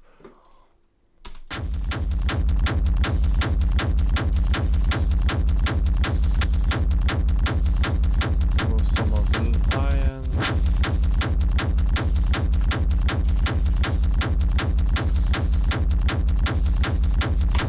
Okay, then we're gonna add an open head.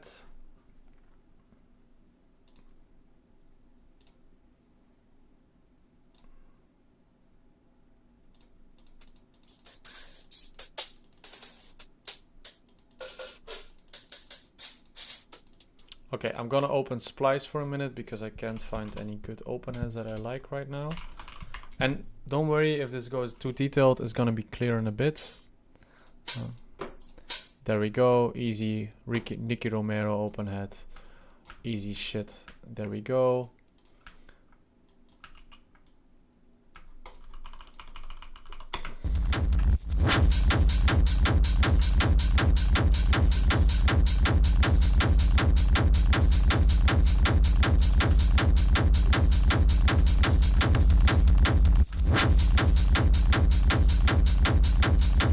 So now we have this.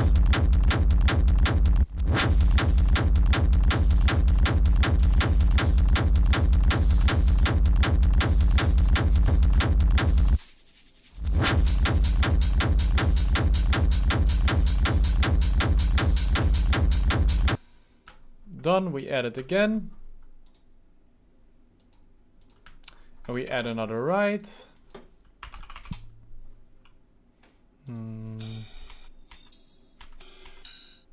There we go, all right.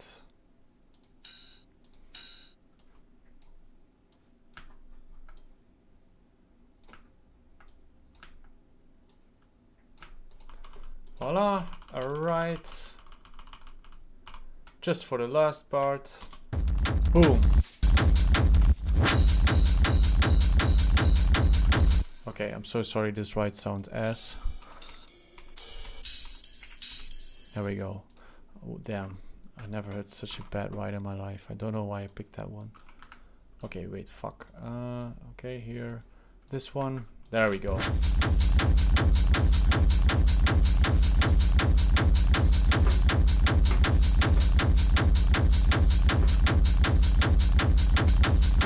And then you can do some kick variation just to go to the break.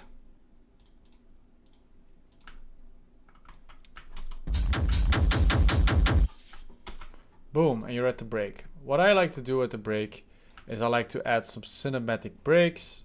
One moment. I'm gonna show you in a minute. We're gonna add an impact.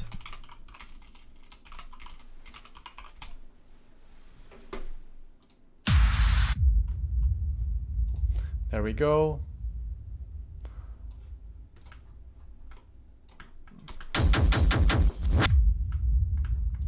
Obviously, this is way too loud. It's just to make it clear, okay? It's not very well mixed.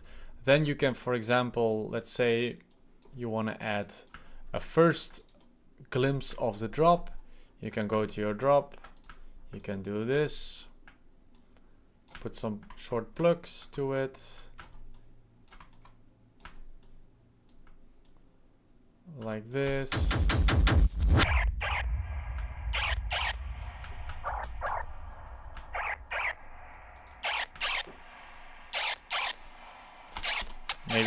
Maybe you can even add the percussion if you like. 'Cause who cares? Let's add the percussion.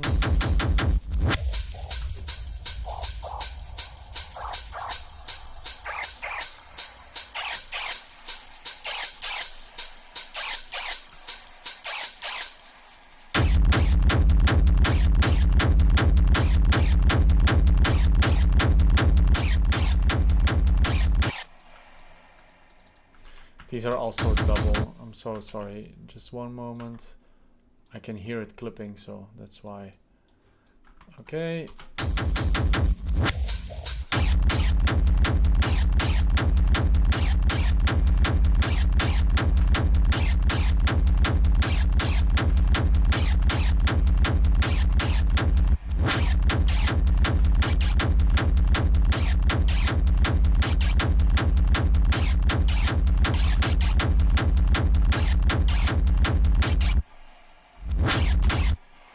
Okay, done. One moment, I can't see my browser anymore. Then simply we can add some. Again, this is super fast. It doesn't sound perfect. The reverb doesn't sound very good to me. But again, it's just to give you an idea how it works. We're gonna go to another sample pack, vocal loops. There we go, simple. And we're gonna add this to a new layer. Put it at 160.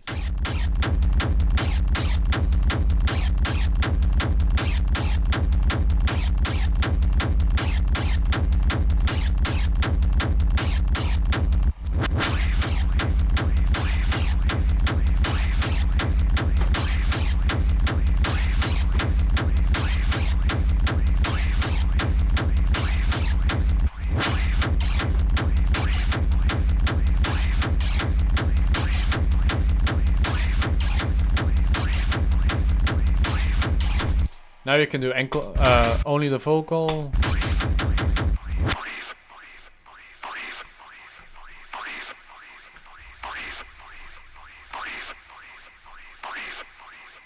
Add the percussion again.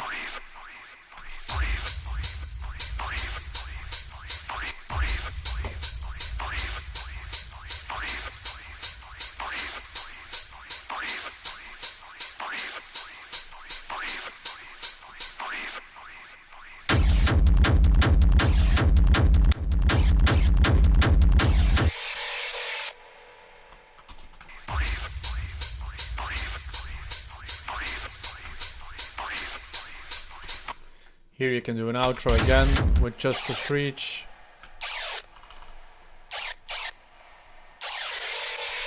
And also every time you do this, you can just copy this if you want or do some variation and just add it again. It's that simple.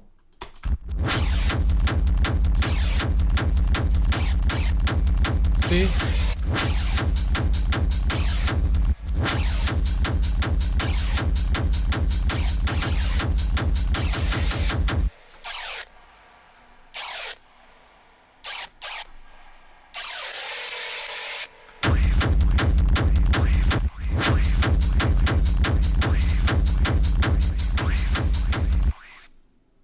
See, and I almost did 4 minutes and I don't know how long, 20 minutes maybe, 15 minutes. And obviously this isn't a finished techno track. But it gives you a template to really just make tracks very fast. For example, I don't always use the same percussions here, here, and here, and here. I like to add some variations, but you get the concept. You can just start off with the percussion, add some more, add some more, add some more, a break, introduce a first element. Perhaps it could be a sample of your drop. You can then add some vocals, some extra atmospheres to get to your break.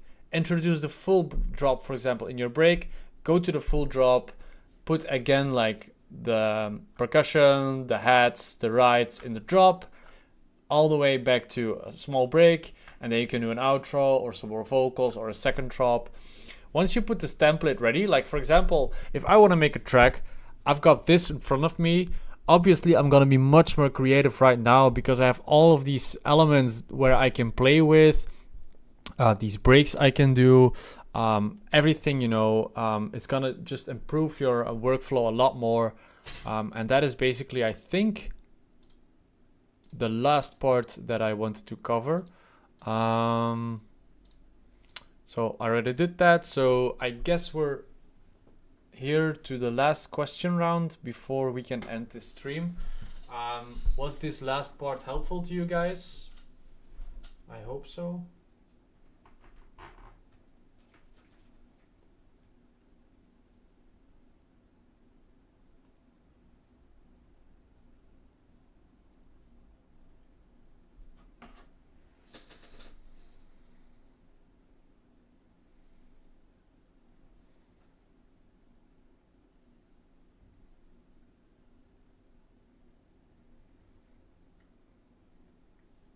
Ah, that's good to hear, guys. I'm glad you like it.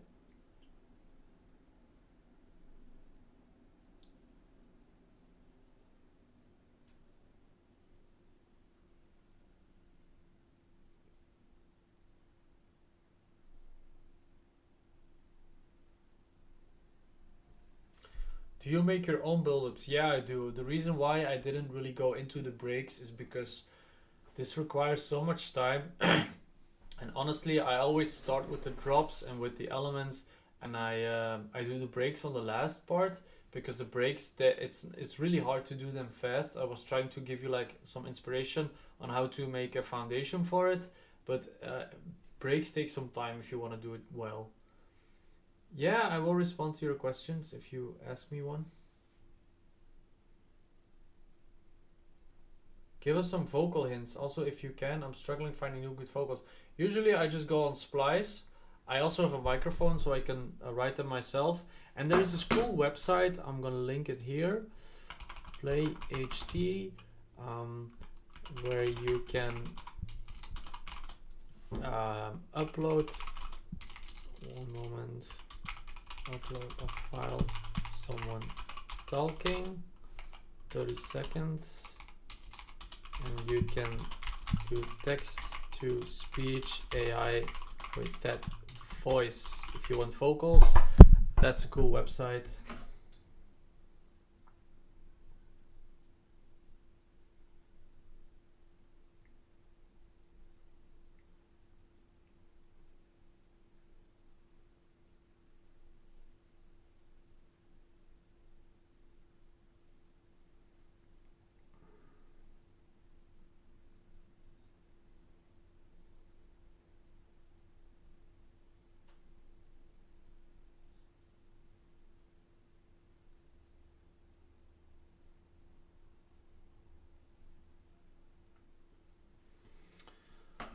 Looperman is another free sampler website, not as good as Splice, but it's good. Yeah, I know, but it's not as good exactly. So, question man, how do you make a screech more plucky? What do you modulate? What I modulate is usually just the envelope and the volume to make it more plucky. Or the filter, put the filter, the low pass filter on and off. I don't like plucky screeches a lot because it tends to lose a lot of the power, but you can just literally the envelope, put it down and make it a pluck. It's super easy. For me, breaks are the hardest because I think breaks are the most important thing. The most important thing, believe it or not, is the kick, the vocal and the lead. If you don't have a vocal, it's the lead and the kick. Can you show us how to make triplets? What do you mean triplets? But breaks are important too as well. But believe me, the kick and the lead is important. And the break can be super... I mean, if you listen to a lot of Nico Moreno tracks or Phantasm tracks, their breaks are pretty basic, but it's the drops that stand out. Like the screech hits 3 times and 3 kicks. Okay, I can show you real quick, but it's... I mean... I don't know what's so special about that. So here, very simple, just put it at 1/3.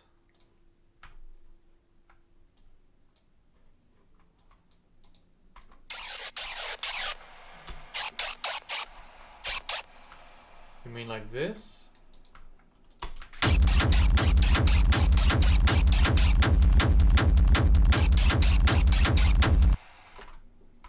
And how to make a pluck is simple, just do this, super easy. But obviously it's gonna sound bad now because we didn't intend to make a pluck, so the distortion is just gonna ruin it. But if you want a pluck, that's how you're gonna do it. But because of the reverb we made and with the distortion, it's gonna sound like shit now. But that's how you make a pluck, you just have to process it differently. I'm struggling to find this for more than 1 year. I even text you on Instagram private. Bro, it's super easy, man. The screech from Finish the Mission is literally just this.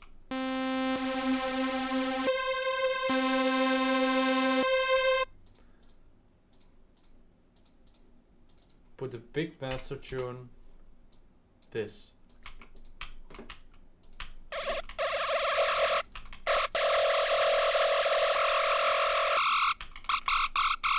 That's it. Maybe even higher.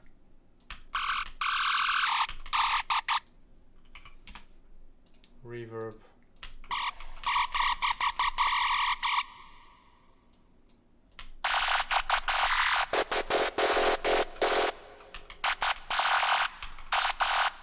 That's the screech, but then processed. Oh fuck! You didn't see the DAW. One moment. Jesus, I hate live streaming, man.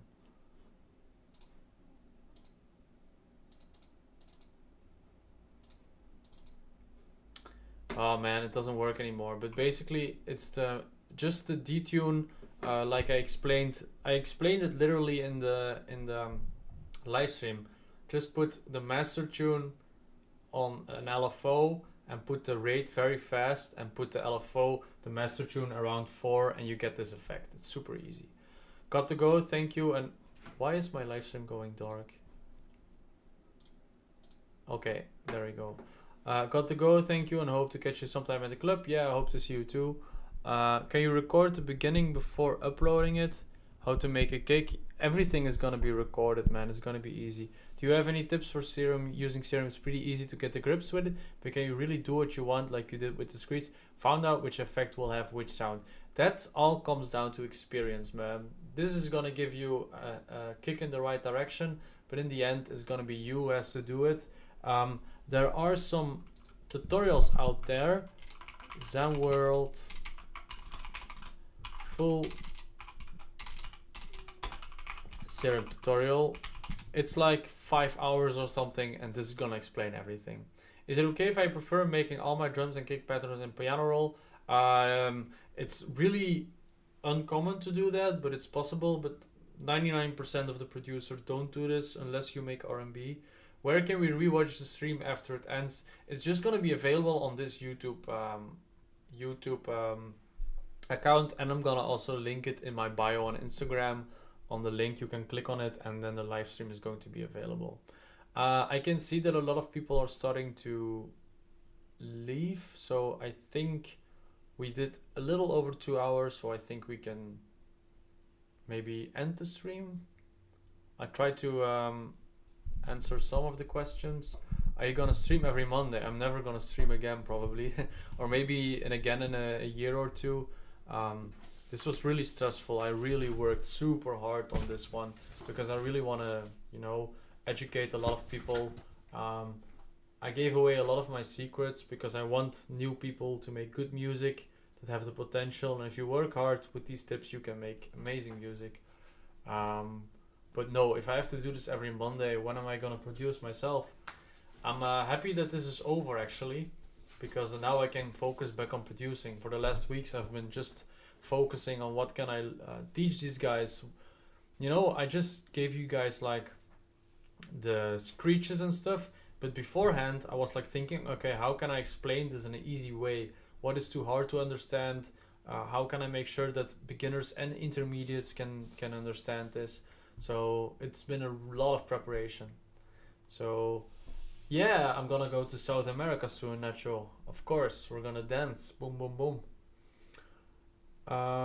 So the stream is going to be on this YouTube channel. I'm sorry that I didn't have a camera. It was a little bit not personal, but yeah, so it's gonna be on my channel. I'm gonna put this now on my Instagram bio. It's gonna be 2 hours, so let's call it a wrap. And I really hope to see you guys all. Yeah, I'm also going to Bogota soon. I really hope to see you all in the future on the dance floor or in my DM. I try to answer to all of you, so I love you all. Should listen to some tracks that were made using this masterclass when you get the chance. Yeah, I will. Send it to me. But make sure it's good, man. My social anxiety could never. Yeah, mine neither, but I still did it.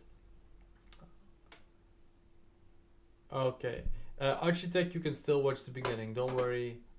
So have a good time, guys, and I see you all on the dance floor or in my DM. We will see. Goodbye.